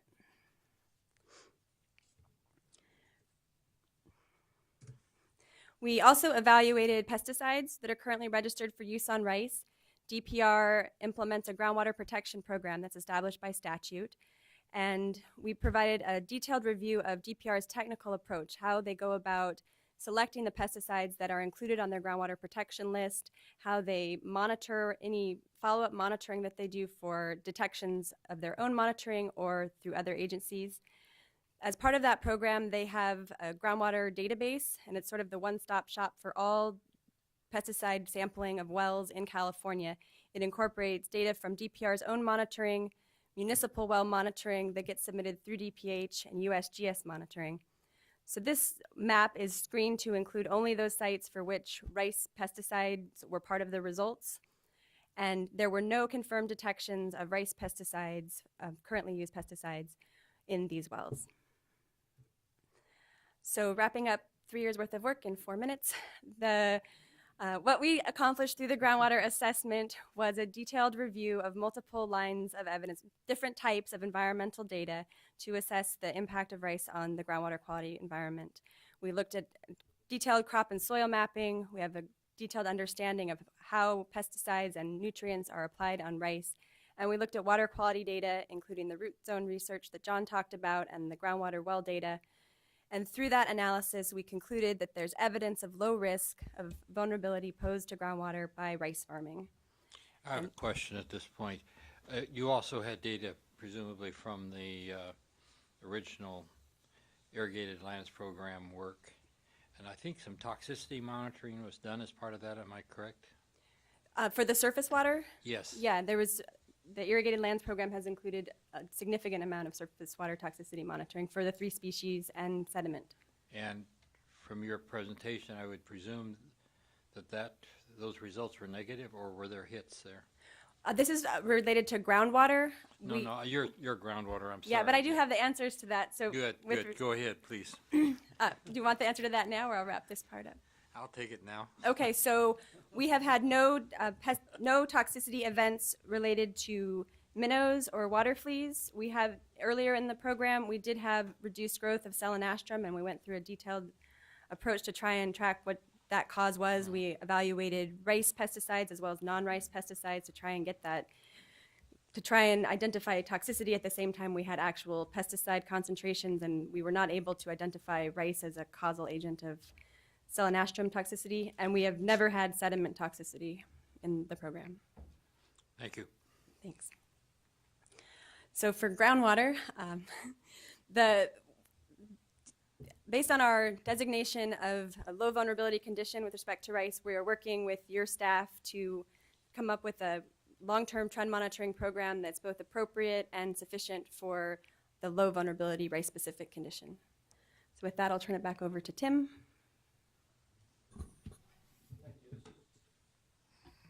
This is just a summary slide of the elements of the program. Your staff's reviewed it as well. I just want to make a couple of points as we wrap up our presentation.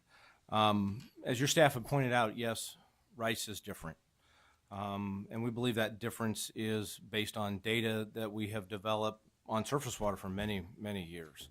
Over 30 years of looking at surface water impacts from rice, and more specifically and broadly across all of our pesticides under the irrigated lands program. Also significant data on groundwater. Again, we're quite proud of the report that you have in front of you, which is our groundwater assessment report. I think it's very helpful, and I think you'll find it similarly helpful for other coalitions as they undertake that.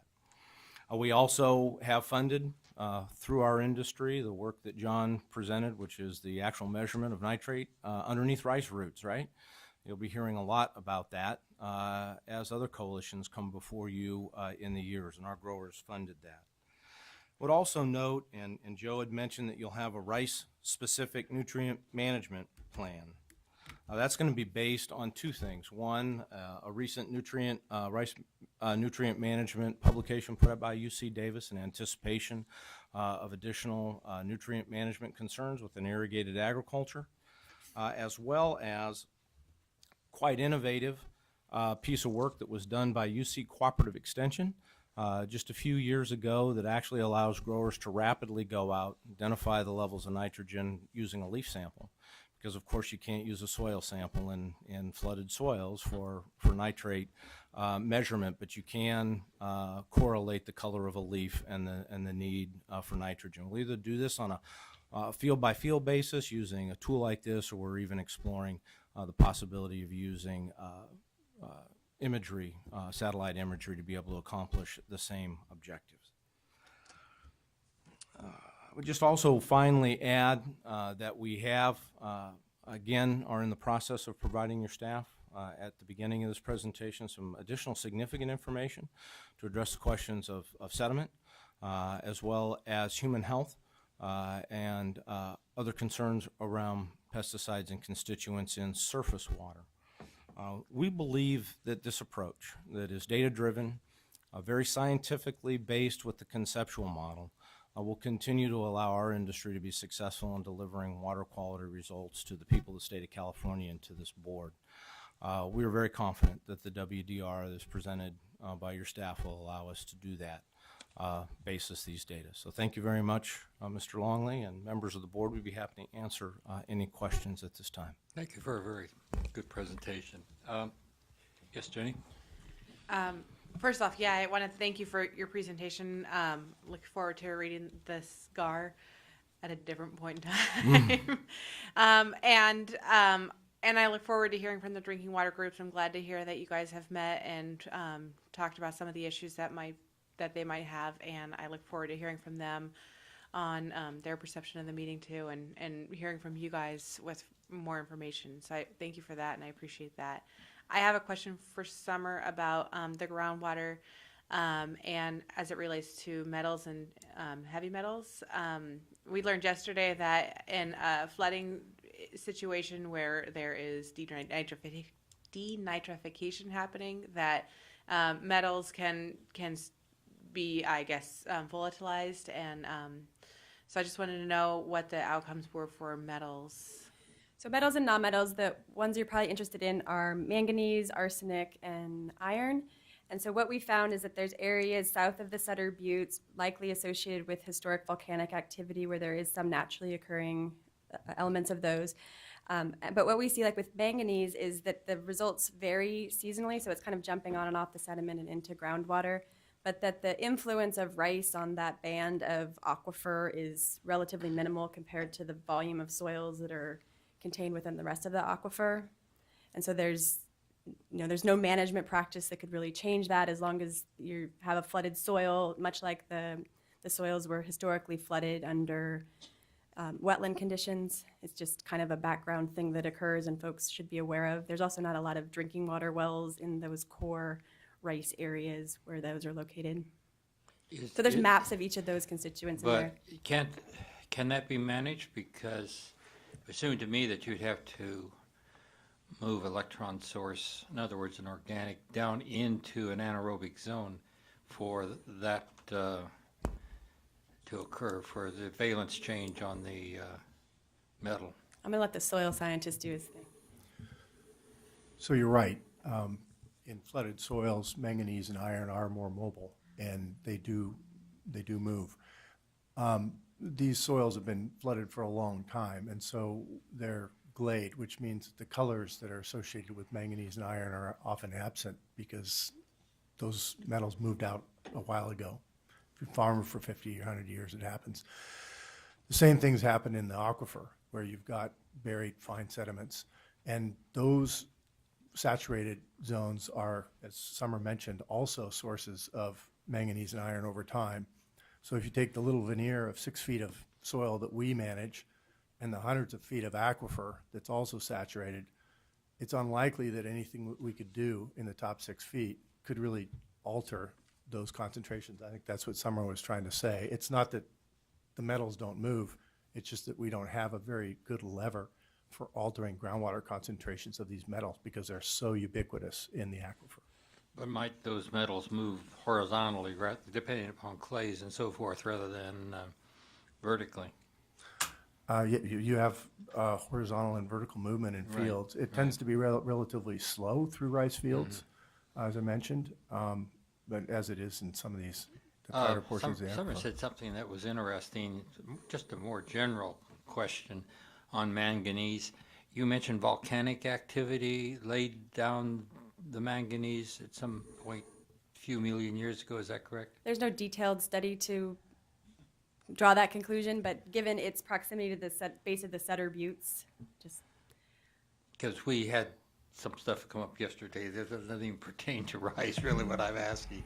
Just general information. If I can say, the whole issue with yesterday was about a waste that was being disposed of on top of the land with high oxygen demand that was causing some of the mobilization. We understand in areas of ag where the land's saturated for a while, we could still have this situation, but when the land dries, they go back in. Yeah, I was interested in what was the occurrence of manganese in soils, in shallow soils in the Sac Valley. Have to talk to the soil guy about that. Right. Iron and manganese are two of the most common, Ubiquitous. and metallic anions in soils, and they're what give soils their colors. And they change when you flood soils and don't flood soils. So they're all over the place. And Thank you. So I just have one follow-up question. So if new land is added into rice production, would we, in that case, you mentioned that because these lands have been flooded for so long, and I would presume any rice land has been flooded. So any new land that might come into rice production would also have the same soil characteristics where most of the heavy metals have already essentially leached out well, just to be clear, they're not heavy, or metals. Yeah, metals. Anyway, if the new lands were, many of the places we farm to rice are historically wetlands, and so these wet conditions predate people like us farming rice by a long shot. And so the removal of those, iron, manganese from the soils slowly predates us too. So if you bring in a new field that has historically been a wetland, then maybe there wouldn't be so much iron and manganese moving out of it. If you went into an upland area that had never been flooded and flooded it anew, you could expect a slow flux of iron and manganese out because they'd be solubilized under flooded conditions. That'd be new. Again, it'd have to be a pretty big acreage, and it'd have to be, it still might not have an impact if you had a lot of iron and manganese sourced within your aquifer. Thank you. Very good. I had some questions. Yes, Bob, and then John. First, the strategic planning and implementation by the Rice Commission is always impressive, so thank you for that. There is another quality assurance that we have on rice, and that's that a lot of it's exported to the Japanese market, and they look quite closely at these issues also. So It is rather exacting. in addition to EPA and DPR, we have the Japanese market, so I think that's important, actually. I was kind of curious, the Calusa drain sediments attributed to uplands, and is there any speculation or information on what that means? Meaning what type of uplands? Yeah, that would be one part of that. The reports, there were quite a few of them done over about 5 years. I did not review them for, to sort of parse out the upland sources, and so I wouldn't want to. So your definition of uplands is anything above the rice lands, is that? Well, for this. Yeah, area. well, not anything above the rice fields so much, but it really did indicate upland and irrigated agriculture as the primary sources. And if you look at the tributary areas to the Calusa Basin drain, you do have most of the basin soil is rice fields. Some of it's orchard. As you go up, you find a greater diversity of crops and lots of permanent crops. I think those and the universal soil loss equation helps us out by saying that when we have a steeper slope and less vegetation, you have greater sediment yield. And they found in the report, one thing I do know is that they found that those types of sediment models predicted about 90% of the sediment yield that they found. They did field studies, and it wasn't just water sampling. So those principles tended to hold within that watershed fairly well. Yeah, I'm sure we'll find more information about that as we move along in our agricultural program. So, thank you. I was interested in this high nitrate in the Yola County deep well, and I was curious about that. I wouldn't have necessarily expected that in a deep well. Since it was so far from rice, we didn't do a detailed assessment of what could be the contributor to that, but probably under another coalition that would be undertaken. Thank you. We didn't touch on mercury at all. Is that appropriate or not, or maybe? It's mostly I'm familiar with is in the Yola bypass associated with rice. The California Rice Commission has been very involved in the development and now the studies around the methylmercury TMDL. And you're correct, the Yolo bypass. We don't grow a lot of rice that's influenced by Cache Creek, but the Yolo bypass is the area that's being studied. Now we're participatory in those studies and really looking to the TMDL to help us, drive what those data would be, what the studies would be, and really trying to understand what impact rice field has on the development of methylmercury. Actually, John's been very involved in that, so is the whole rice team. Yeah, and I appreciate that work.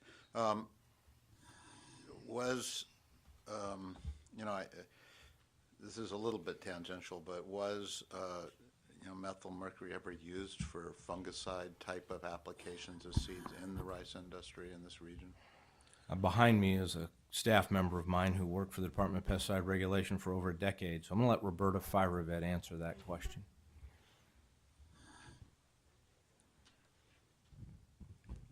Roberta Firevid, California Rice Commission. And to answer, Roberta, before, this is not an accusatory question at all. This is just, for me, of background information. I just want to make that clear, too. I appreciate the information. oh yes, and just to let you know that we've never used mercury or applied mercury to rice fields. Great, thank you. John? Well, I appreciate the discussion. I appreciate the expertise that was brought forth, and as I said, the progressive nature. This is impressive. It's heavy, and you learned a long time ago if it's heavy, it's expensive, and so yes, it was. So I don't want to ask you how much it costs, but I do want to ask. You're going to ask, okay.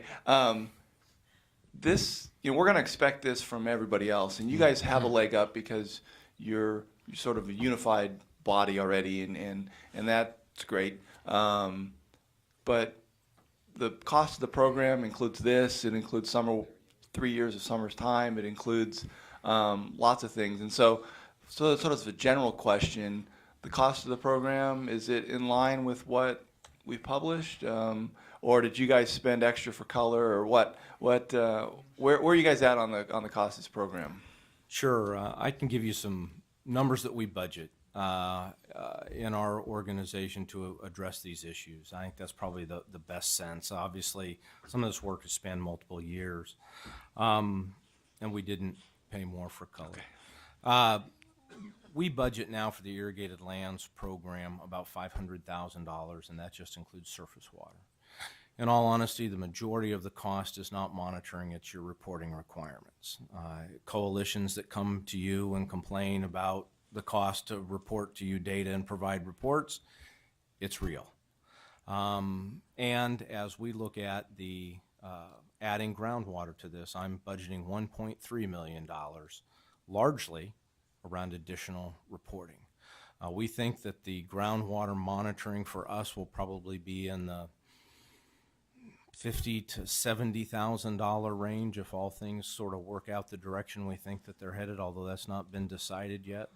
The development of that particular report over the course of a couple of years, now keep in mind we have an advantage and a disadvantage.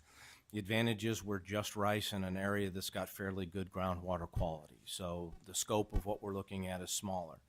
The disadvantage is this is the first one of those that was ever written, and I have to give your staff a lot of credit and a lot of credit for patience and long suffering. There were a lot of times we looked at it and said, well, we think we either need to say it differently or how about some additional data and information. I would probably venture that report sitting in front of you probably cost in the realm of $200,000 to $250,000 to develop, along with all the negotiations with your staff. If we were to do it today, it would not be that cost because we would have a very clear target of what we were shooting at. Okay, and I'm going to ask staff later on when they sort of summarize if this set the bar for everybody else, or if because it's rice, it can be uniquely different. But well, I think to add to that, John, they've been working with us for a long time, so it's different. It's like apples and oranges in some respect. Yeah, but one of the things that I want to know up here is what are we asking of all the other coalitions, and if it doesn't look like this, if it doesn't have the fold outs, if it doesn't, does the data have to be presented this way? Is it I mean, the history of this whole thing, I just want to get a sense from staff as to what we're going to be asking. And that's not this is an excellent looking report. We'll certainly look through it. But I'll ask staff that at the end. I think that's really the only question I had, is sort of the overarching cost and implementation of the program. I mean, obviously, there's a good working relationship. There's expertise brought to bear. I don't hear complaints about the tentative. The order. But if you have any, I'd love to hear them. But we were one of the comments that staff believes was already addressed and similar to previous comments. As we look at sort of just managing water quality for you, we try to keep really focused on delivering for you monitoring and data, right? And trying to minimize some of the administrative in the report writing. We think, along with other coalitions, that the summary data that would be provided at the township level for compliance with this program, as well as nutrient management plans, is actually very sufficient. To then provide you with the additional parcel by parcel data is interesting. And our proposal was to make that available to staff anytime they wanted it and any level of resolution that they were interested in it. But simply to provide you data and information in paper every single year as a part of our reporting really sort of went against what we think an efficient and effective program is. That was our one complaint, is that seemed like an additional administrative burden.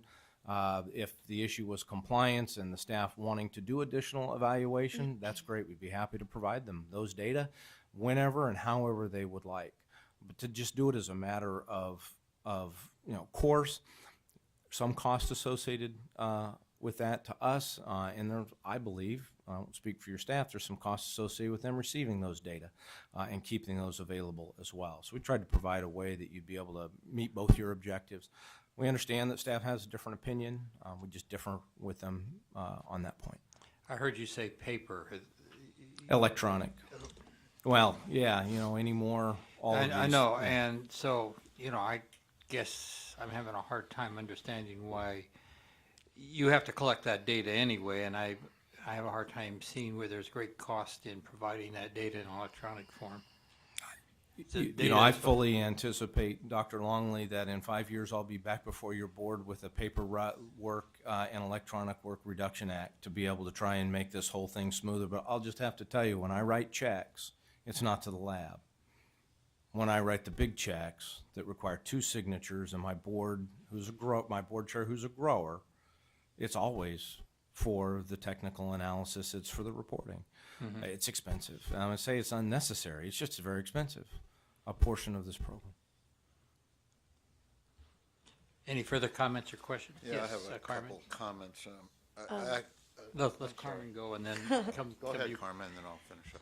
Mine's pretty quick. I wanted to tell you that, the report is pretty. I mean, it caught my eye immediately. But even more than that, what it does is it tells me that it gives me comfort in the program that you're doing, that you are on the lookout for the same issues that we care about.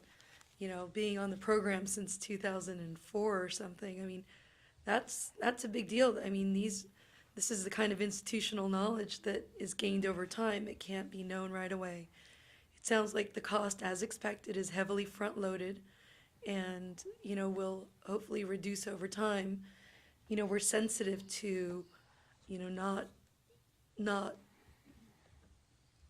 imposing requirements that aren't going to yield additional benefits to us. So I'm glad that, that you know what you're doing and can tell us based on your experience what works, what doesn't work, and what we should be on the lookout for, not only for the Rice Coalition, but maybe just policy-wise, big picture-wise as we go forward. So, I'll thank you for the expertise of everybody on your panel. It was very informative, thorough, and again, comforting. So thank you.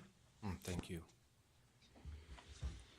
Reflecting John's comment, you guys do set the bar high. And I liked your start of your presentation. I mean, you acknowledged where Rice was in the 1980s, maybe. a lot of smoke that people didn't like, thiobencarb causing problems in the Sacramento River. And, you know, the rice industry just took a very proactive strategic approach and resolved those issues. And I think that approach and thinking has continued into the future on this program. So, you know, I think that's been really helpful to the board. And I think it makes the rice industry really defensible. And in this world, sometimes that's, you could, you know, a lot of this cost of this program you can attribute, I think, also to advertising.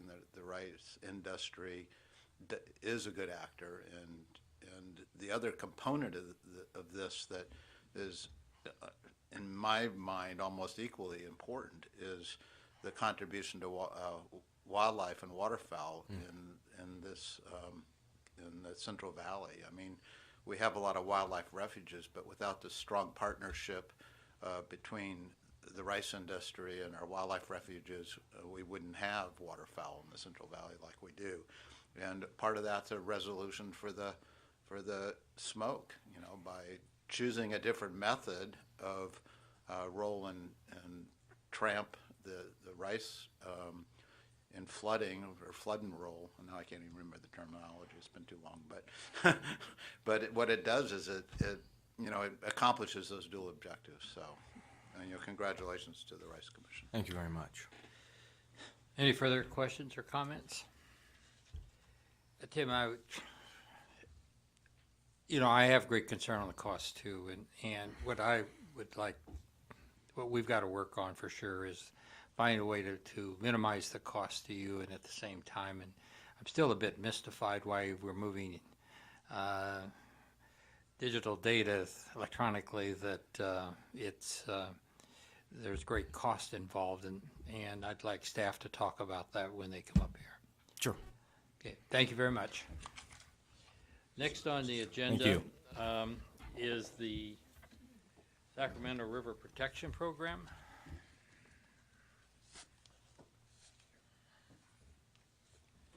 And I take it we have Bonnie Starr and who else?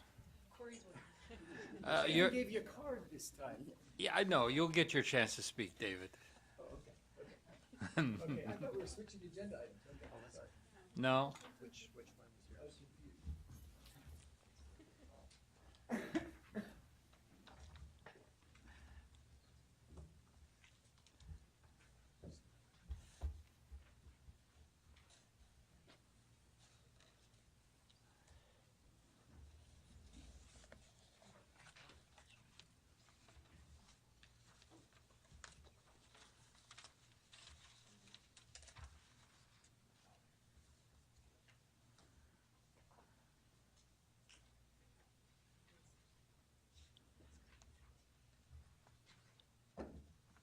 Okay, who's going to lead off?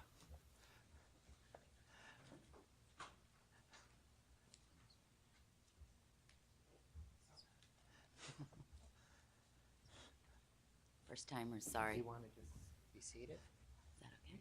Yeah, sure. Yes, please. Just go ahead and. So you should be. Okay, great. Okay. Thank you. Dr. Longley and board members, good morning. My name is Alyssa Coleman with the City of Sacramento, and I'm here on behalf of the Sacramento River Source Water Protection Program.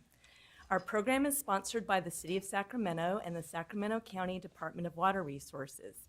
This program is coordinated with other water agencies that draw their drinking water from the Sacramento River. We serve drinking water to more than 600,000 people in Northern California. Joining me to present highlights of our comments and requests are Bonnie Starr of Starr Consulting and Dr. Kelly Moran of TDC Environmental. Bonnie Starr and Dr. Moran are technical experts for our program on the subjects of source water protection and pesticides.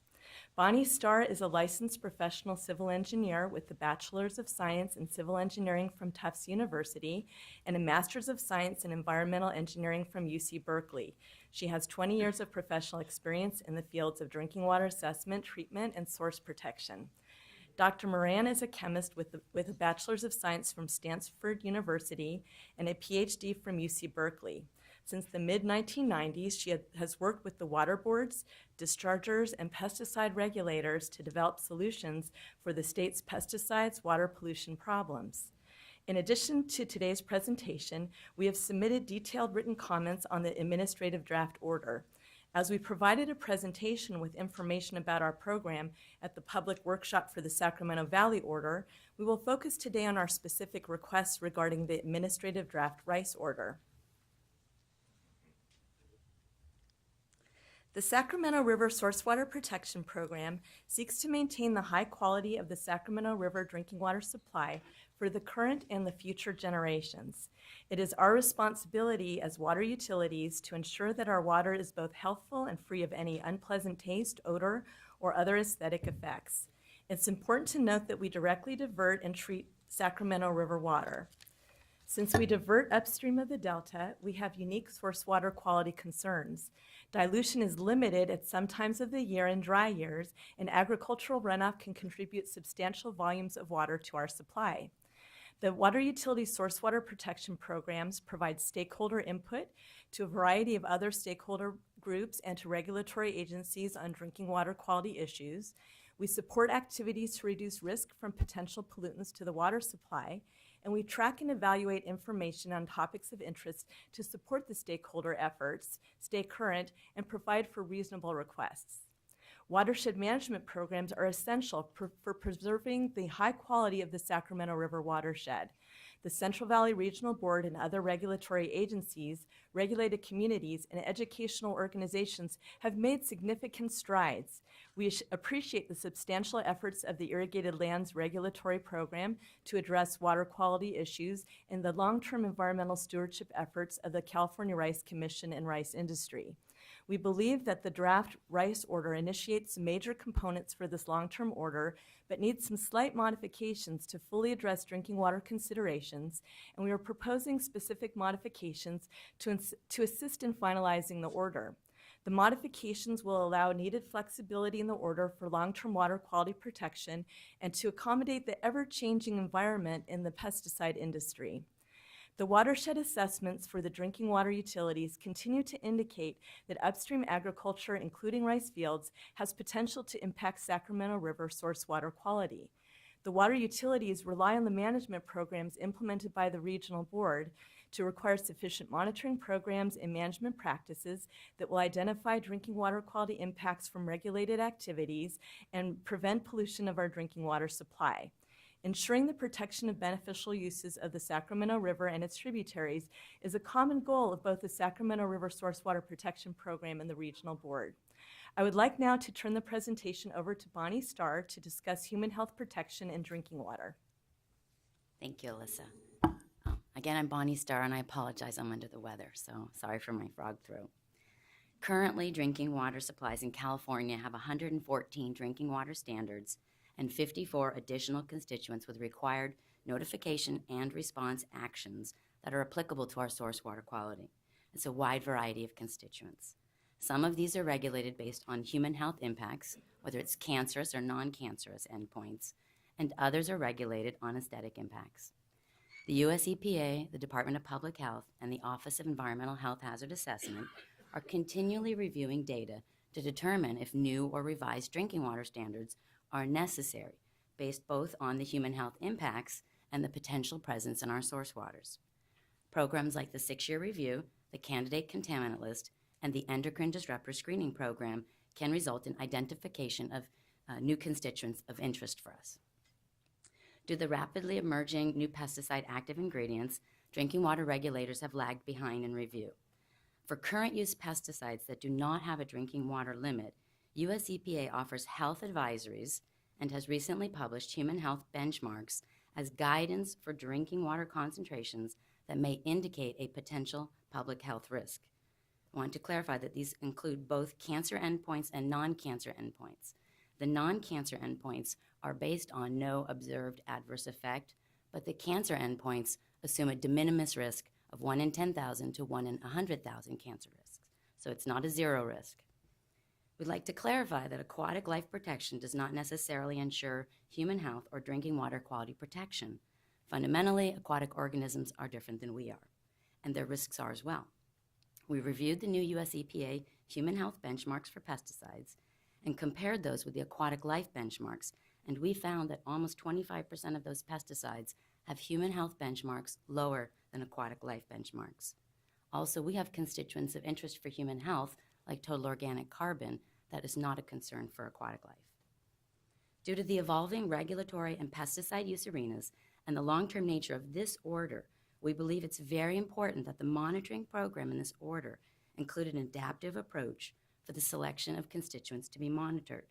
Specifically, this would include the ability to respond to new scientific information about pesticides between the 5-year review cycles and within the 5-year monitoring cycles, as well as long-term adaptability if issues of importance arise with drinking water pollutants discharged by rice.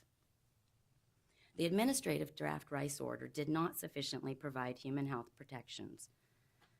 The other irrigated lands orders provide better protections by providing a mechanism for an updated monitoring list for pesticides based on expert input, including drinking water stakeholders, which could include input related to human health impacts. Therefore, we were very pleased to see that staff in their proposal is now expanding that in the next draft. Also, there's no inclusion of storm season, which would be non-irrigation season, monitoring in this order to address physical constituents, similar to the other orders. As staff presented, the rice production activities do occur throughout the year, so we believe that their monitoring should occur throughout the year as well. For a few constituents, specifically total organic carbon, suspended solids, and turbidity. Monitoring data are needed when the flooded fields are discharging or draining in the winter months, which coincides with the periods of peak levels in our source water. Agriculture has the potential to Agriculture has the potential to contribute numerous constituents of interest to our source water. Currently, our key constituents of interest are pesticides, organic carbon, solids, and pathogens. Historic data collected as part of the Irrigated Lands Regulatory Program indicates that these constituents are contributed by agriculture, so we support their inclusion in this long-term order by monitoring and implementing control measures as appropriate. Each of these constituents is unique with its potential to impact human health and the ability to achieve removal with conventional filtration, which includes coagulation, sedimentation, filtration, and disinfection with chlorine. Based on our historical source water quality in the Sacramento River, our treatment facilities have conventional filtration. We focus on solids reduction, which is represented by turbidity, and that removes varying amounts of constituents that are associated with those solids, such as particulate organic carbon, metals, and a few pesticides. Our facilities also focus on reduction of pathogens, typically represented by coliform, E. coli, but this process can be interfered with if there are excess solids in the source water. I want to stress that most pesticides are not effectively treated with conventional filtration, and they require advanced treatment processes. Dissolved organic carbon and dissolved metals are more difficult for us to remove in our process than particulates, and they result in difficulties in the treated water, such as high disinfection byproduct levels from the organic carbon and colored water from the metals. If a new source water contaminant like a new pesticide would emerge that we could not address with conventional filtration, we may not be able to respond in a timely manner to protect public health. It typically takes many years of water quality monitoring, process selection, design, and construction to implement treatment facilities. Therefore, source water protection, including monitoring and management practice, is the far more timely tool. I'd like to turn it over to Dr. Kelly Moran to speak more about pesticides. I'm Dr. Kelly Moran, and as Alyssa mentioned, I staff a program that was actually founded by the water boards called the Urban Pesticide Pollution Prevention Project, and is conducted in partnership with municipalities. It's one of those rare cases where everybody who usually fights each other gets in the room together and works together on pesticides, water pollution. And we are working cooperatively with EPA and DPR towards addressing the fundamentals of why is it that pesticide water pollution is occurring in California. While this program is focused on earning in urban areas, some of the lessons from that apply here. And specifically, one of the biggest issues is why is it if EPA does a review of a pesticide and registers it that we see water pollution? And it turns out after working on this for 10 years, we identified that there's some gaps in EPA's reviews, and the EPA and DPR are both working to address those. So for rice pesticides, I'm going to highlight a couple. One is modeling. So EPA relies on modeling, and there's gaps in its modeling. For rice pesticides, EPA has only been modeling the discharge from the fields after the hold time. They have not modeled 3 other pathways that cause rice pesticides to reach surface water. And these pathways are so important that DPR has actually regulated them for a few pesticides. That's drift, seepage through the levees, and early discharges. We've talked about those. The models don't cover that. EPA is actually, because it's learned about the situations and lessons here, is updating their models, and they're developing a specific scenario for the Sacramento Valley. This is the only place in the entire nation where there's a large rice growing area upstream from drinking water systems. DPR has also been very dissatisfied with the rice modeling that EPA has done. DPR does not normally do modeling. So they do look at data that come out of EPA, but they don't normally do their own modeling, but they are actually developing their own rice model. And to fill one of the gaps in EPA's modeling, they've developed a special and very new surface water protection screening system for pesticides that they're looking to register. They need to update that system to address drinking water, which it does not right now do. There are a few other gaps. There are a number of gaps in health risk information in registered pesticides that EPA is working to address in its current 15-year cycle of registration reviews of pesticides. For example, for most pesticides, they're requiring developmental neurotoxicity studies. So this new information and other new health information that they get plays into the revision of health standards, which are reflected most quickly in the new program that EPA developed called the Human Health Benchmarks for Pesticides. These are different than the numbers that EPA used to use. It's a new partnership that actually, with the Office of Water, that was triggered by the UP3 project's interaction, so your water board interaction with EPA saying, gee, we need some guidance in this area.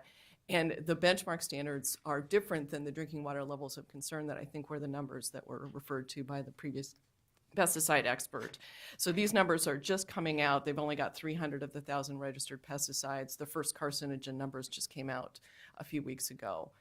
I want to note specifically, since I mentioned carcinogens, that a good example of where rice is going, the last year that we can see their pesticide use data is 2011, because that's what's reported.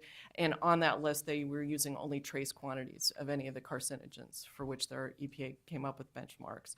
So that really speaks towards the rice growers' work to protect health and drinking water quality. There are other gaps, include how that EPA does not review pesticide formulation changes, and they don't currently have a method to identify foul taste that's caused by pesticides. So they're not sure how they're going to handle that at this point. These gaps are really important for this order. It's not just new scientific information that will affect the drinking water. It's also the changes in the pesticide market. On average, there's a new rice pesticide every year. There were half of all rice pesticide products were registered in the last 5 years. That tells you how often the formulations are changing, so that changes the potential for exposure in drinking water. And although we hope it will never happen, if EPA did approve a new pesticide that created foul taste in drinking water, Sacramento area customers could potentially experience that foul taste within hours of the pesticide's application. So things can come up really fast. The monitoring program minor adjustments that the drinking water program here is seeking is to be able to respond to something like that when it happens. Unfortunately, for most pesticides, you can't taste them, so the identification of a health risk can only be done through chemical monitoring. And we've already covered that it's really important that aquatic life protection is not sufficient to protect human health, and I'm really psyched that I think we're very pleased to see that your staff and the Rice Commission have agreed, and I think we're going to be coming together towards ensuring that human health protection is addressed in the prioritization of the monitoring program for pesticides. So on the next slide, I do want to assure you that the drinking water utilities here are not seeking monitoring of everything under the sun when we talk about pesticides. They're looking for some very narrow and specific changes, and it sounds like we're heading towards coming to agreement on most of those. So the first one is to establish a system to prioritize for monitoring those pesticides that have the potential to threaten drinking water quality. And the specific recommendation is to make this order match the others where there's qualified DPR and qualified scientists are part of the process to determine that prioritization. And to make sure that this order includes scientists with expertise in drinking water protection so that the right pesticides are selected for monitoring. So that it's very clear that in the design of the monitoring program that drinking water constituents are part of the scene. So second is that the way the order is constructed, we actually looked at this in some detail. Their executive officer has discretion to change the pesticide monitoring in year 1 of the 5-year program. But as drafted, we were unable to find discretion to change the monitoring to exceed the limit of 2 pesticides in years 2, 3, 4, and 5. So if we identify a new scientific question in year 2, we would have to wait all the way until year 1, and then we could have perhaps only 1 year of monitoring. So we're looking to modify the order, and staff, it appears, are open to this, to clarify that adjustments could be made during that term, because like the Rice Commission said, annually it's probably a good idea to be taking a look and see if there's anything new that comes up that could raise or lower the number of pesticides to be monitored. So third is that there are occasionally a few pesticides that have toxic stable degradants that can threaten public health, and we'd like the order to clarify that these could be included. There are examples of these, and I can answer questions about this and give you some detail on that since we're running out of time here. 4 is that for the assessment monitoring and modified assessment monitoring, we'd be looking to have winter discharge monitoring. So not just monitoring in the summer months, but also to assess the winter discharges for just a few constituents that Ms. Starr mentioned: total organic carbon, suspended solids, and turbidity. And finally, this is also a very small thing, that when there's a surface water management plan that is looking to fix a problem downstream, that there be a downstream effectiveness assessment monitoring location included in the management plan to ensure that the surface water management plan effectively addresses that downstream location. So now I'm going to turn it back to Ms. Coleman to finish up. And we're going to actually skip a slide just in the due to time.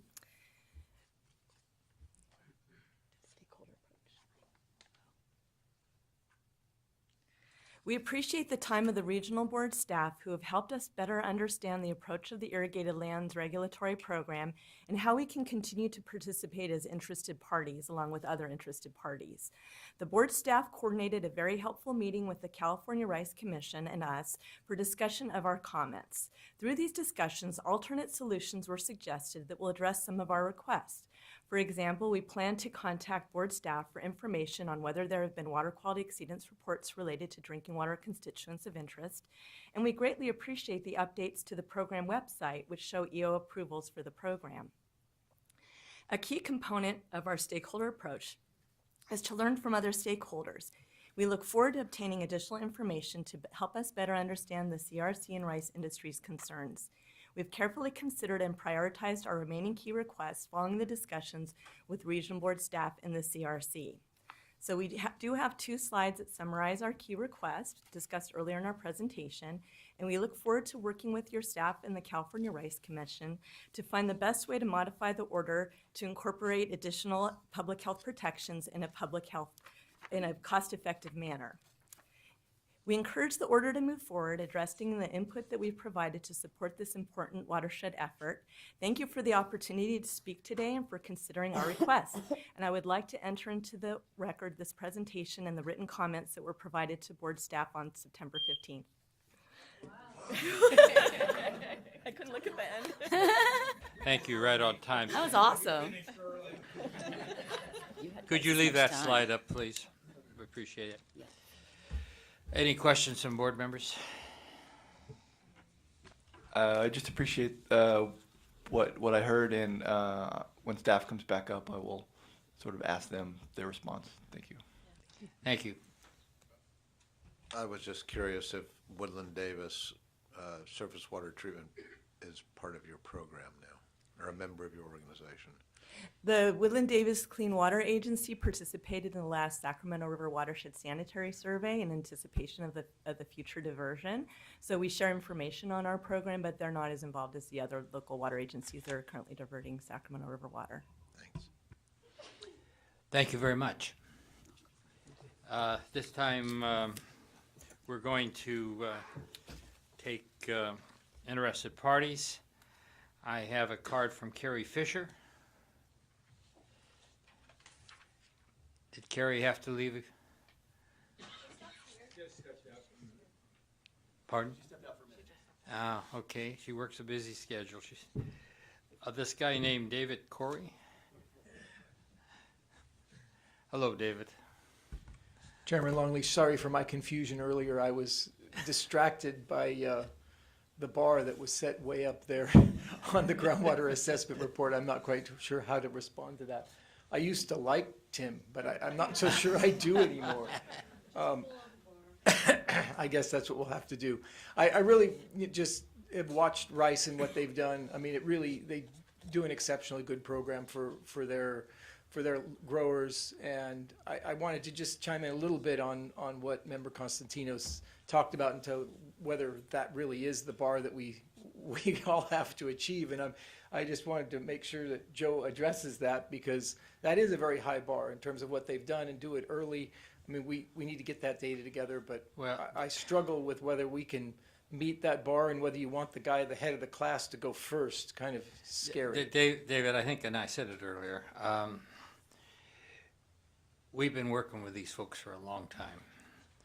And, you know, what I saw here is really a continuation of at least to some degree of the program that's been ongoing with them.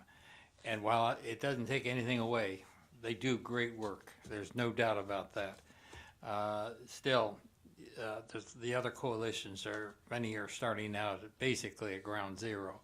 Though I might point out, we've been working with your folks for quite a period of time on discharges into the San Joaquin River. So I guess your bar's a little higher from a time standpoint. I guess so. Well, we will, look at what they did, and I really came to this. I wanted to see this presentation and see what Rice put together for the groundwater assessment report, and we're interested in looking at that as well and seeing how we can adapt that to fit into the issues that we deal with within our coalition. So, anyway, just waiting for Joe's response to that, and I appreciate it. And while you're up there, and Tim just stepped down, both David and Tim are strong supporters and contributors to CV Salts. I have to take every opportunity I can to applaud the folks that are pushing that program forward. Thank you. All right, thanks. Can I just say something? Is that it's Carmen? Sure. That even though I really like what was submitted to us, I really care about what's happening, and it doesn't matter if, it has a hologram 3D on the front, or it has pop-up pictures, or if it's black and white. What I really care about is whether or not it's working towards getting the goal that we all share, which is making sure that there's water protection. So I hope that when Joe or whoever's going to respond to you responds, it's that, this is nice, but it doesn't have to be that expensive every time. Every time. Thank you. Carrie back.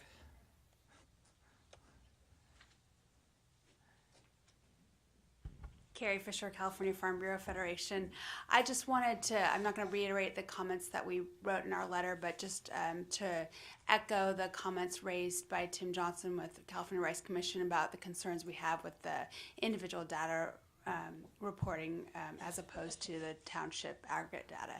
So we echo those concerns. Thanks. Thank you very much. Tess, it says if necessary. Is it necessary? Thank you very much, although we always appreciate hearing from you. Joe, it's time for the staff to wrap up.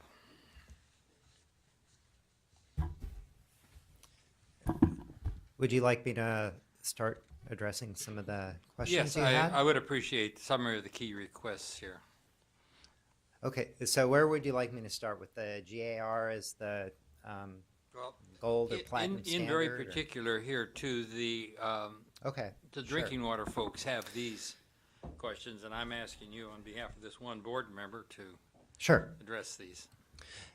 Yeah, and one of the things to keep in mind why there are differences is that, and we haven't had a chance to talk to you in depth about the data from a lot of the other coalitions, but in general, with rice, starting in 2004, there's the selection process for pesticides was very specific to what's being applied to rice. If you look at how the other surface water monitoring was done, since there are so many different commodity groups, so many different geographic areas, the board came up with sort of one general approach, which included monitoring certain suites of pesticides. Okay, so there wasn't actually sort of the drilling down and looking at, well, what's actually applied, what are the risks, et cetera, which has actually been done in the rice program starting in 2004. So we feel like we have sort of this longer track record of having looked more closely at the rice pesticides and the associated risks. That's why we have this approach of once every 5 years, maybe you have two or more pesticides, but then for the other 4 years, we've established that there would be two kind of indicator pesticides. Now, that's not to say the way the order is written, there's always that flexibility for the EO if there's some additional information where we're going along and we're monitoring these two pesticides, and the source water protection people or anybody else comes forward and says, well, look, there's this third one you really ought to be looking at for these reasons. The executive officer certainly has that discretion to change the number of pesticides.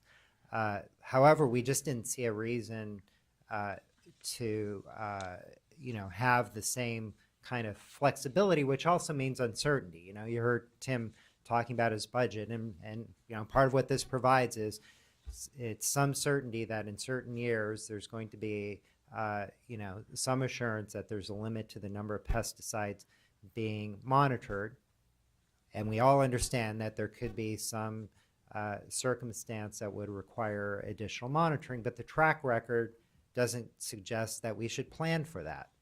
So that's why there's that difference. In terms of the selection process to include additional input, I mean, we can certainly look at that. That is something we have with the other programs or the other coalitions, is we have that sort of general process that includes consulting with DPR and qualified scientists. Again, it's still up to the executive officer to kind of make the final call. The winter discharge monitoring, actually, I don't know that the Rice Commission commented on this. I think it would be probably helpful if you got their input, if they have any right now, on that question. It's not our cost. Without you leaving the podium, Tim, would you or one of your folks like to comment on that?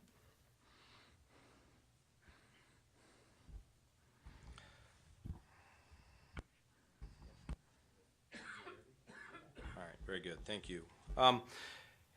Really, when we develop the rice program, you have to understand we absolutely know when we're going to add water and when we're going to take it off a field. And in fact, in some ways, we have a better stormwater monitoring program that's much more predictable than you would anticipate in any other crop, because we specifically drain that field.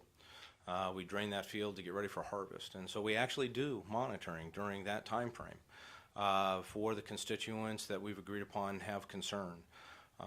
And so doing it during the storm season might provide some additional data, but if you're looking at rice's impact on water quality, that time when we drain our fields is very specific, very knowable. We can go out and do all the sites and know that we've got good water and not be chasing the storm cloud around.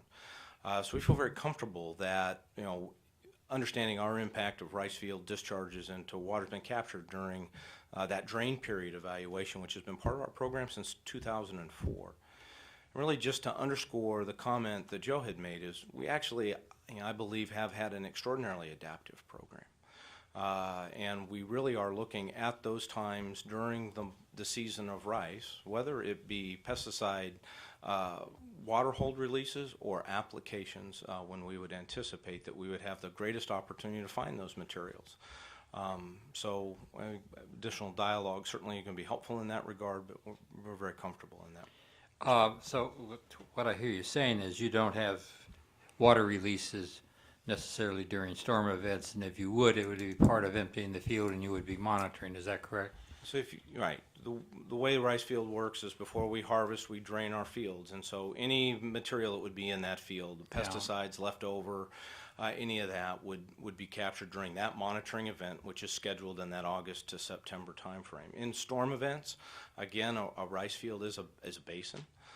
You know, when you have generalized flooding of the Sacramento River and all of its tributaries, you will have flood waters enter into rice fields, largely used as settling basin.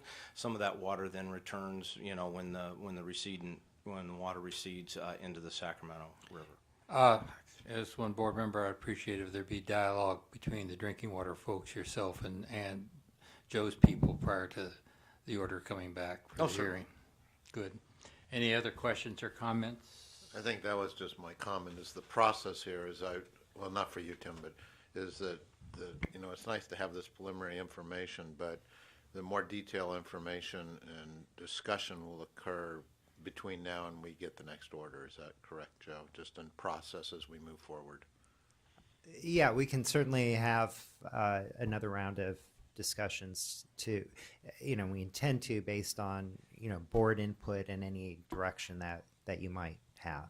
Yeah, so what we're gathering here is just a little more information from the board, but this is not meant to be the definitive answers on these questions off the top of your head here, or is that correct? Or I'm just trying to look at framing the process as we move forward. Right. So the process moving forward, you know, and again, we meet with various stakeholders based on sort of need and interest, right?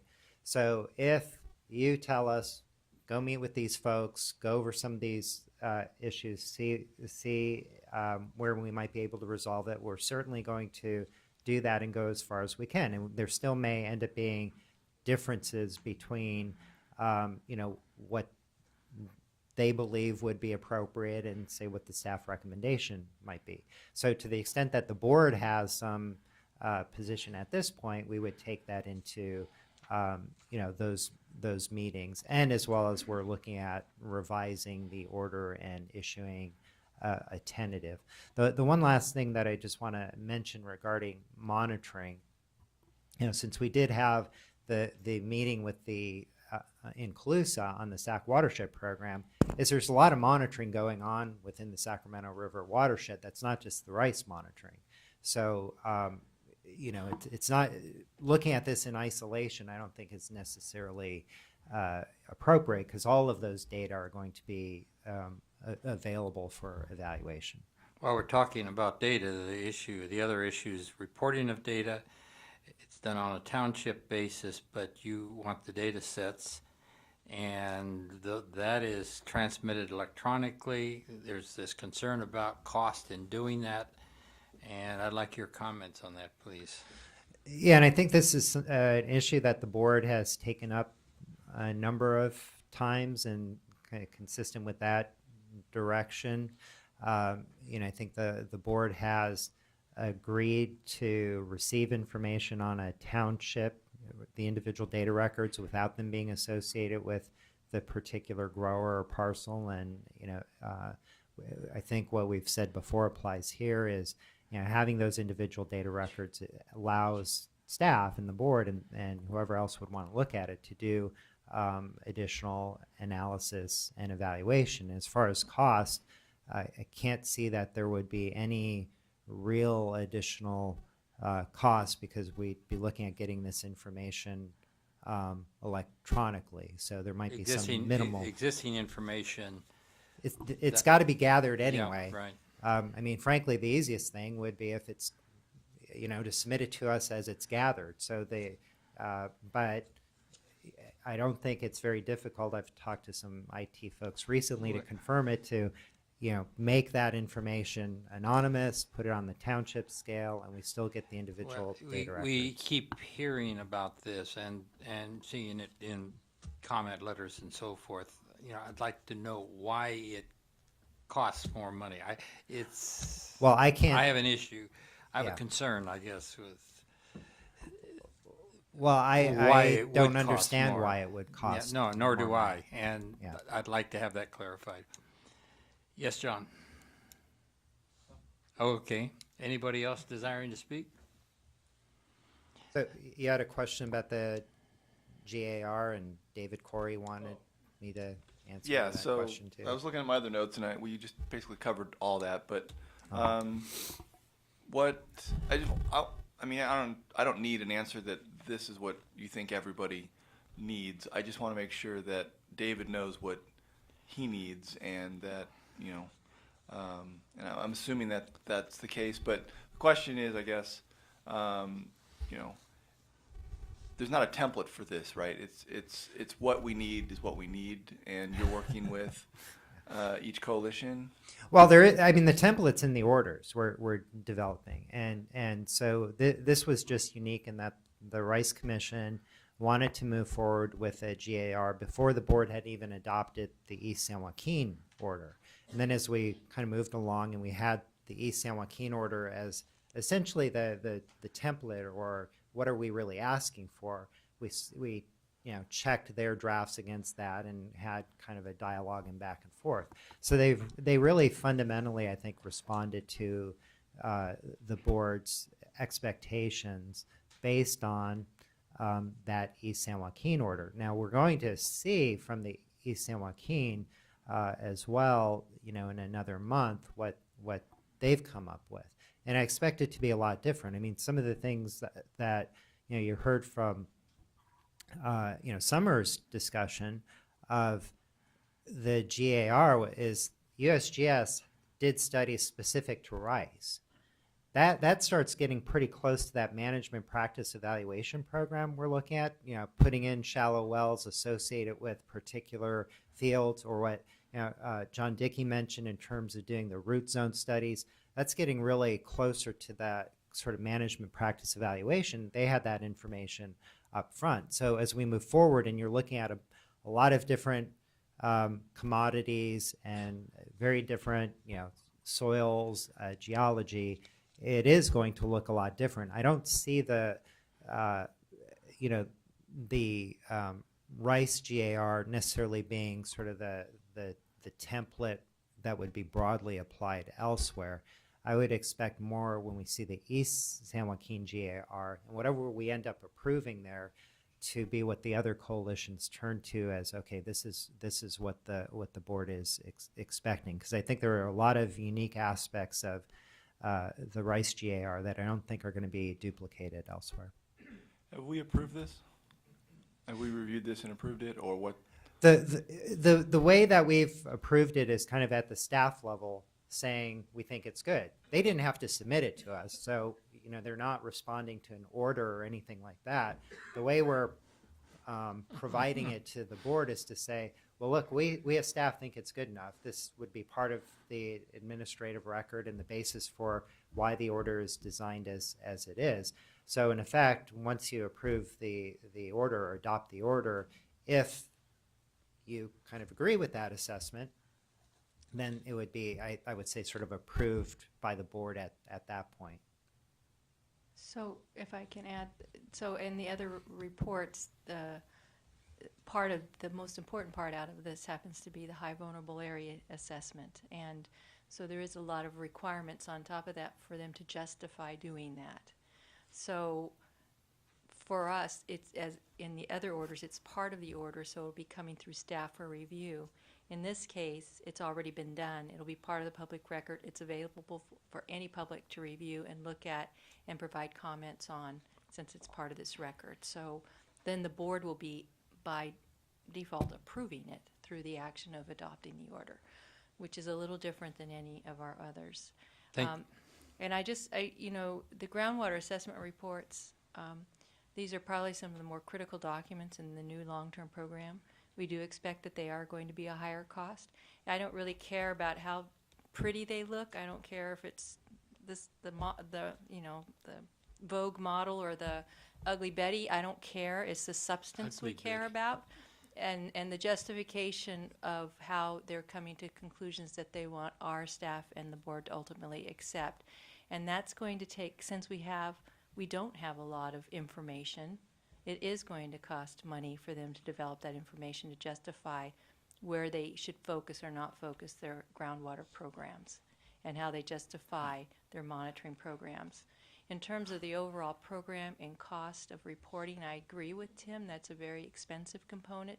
Consultants are expensive.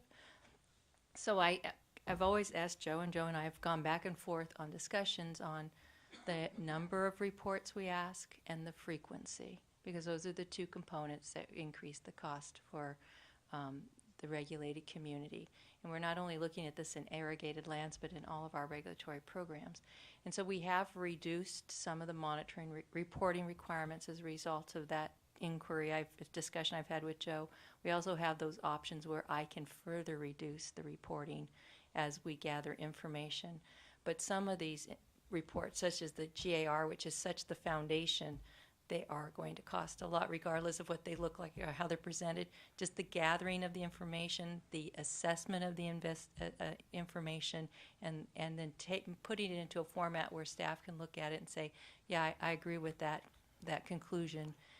That's costly. Is that, you want to give us your closing statement now? One of my roles is to make sure the meeting moves along. According to the record, we have 4.5 more hours of work today, and we need to get on if people are going to get in front of us in a timely manner. So, Well, if that has satisfied the board, we have a number of other questions you've had, but if you're satisfied with the answers, then I don't have a concluding statement. So Dr. Longley, I'm sorry, there was another slide with some of their key requests. I don't know if you just want to tell staff, look at that, or kind of go. Where is the other slide here? Can you Right, go to it? I just put it up. Well, it's this slide right here. Oh, okay, this is a different slide. I didn't notice when yeah. it changed. Okay. Yes. Yeah, just real quickly, because we've got to move on. We're running out of time. Okay. So the EO does have that general authority to modify the monitoring program at any time. So that's, I don't think you need to provide any more specific direction. We that's saw there. that when you went through Yeah. The surface water quality management plan, I'll look more closely at this comment, but in general, when the management plan is developed, the monitoring is done at the site where the problem was found. So if it's in all those sites, as Margaret went through it, they're the primary sites that are downstream sites near outfall to the Sacramento River. So those would be the ones monitored. If there's just a problem at a secondary or upstream site, we don't necessarily go downstream. If we're not seeing the same issue or problem, we would go into that upstream sub-watershed. Then increased consideration of human health. That's another thing we'll look closely at. There, degradates can be an issue, and we've talked to the source water protection folks about this. We don't want to open the door to every single possible pesticide degradant, but there is some, there's a good reason to look at those that may be toxic and may stay around in the environment for a while. So we just need to get the wording right. But I think it's a legitimate issue. Information may already be available on the scan if it's right. If it's a peak on that particular scan. Right. Good. Thank you very much. And stay tuned to the March meeting. We will come back here at 1:15. Mr. Chair, before we break for lunch, I had an announcement to make about closed session. Go ahead and announce about the closed session.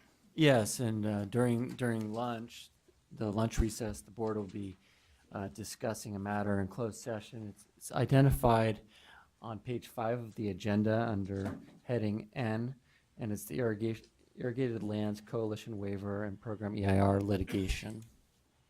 Thank you very much. We'll be back here at 1:15, and it doesn't give us much time, but we will do it then.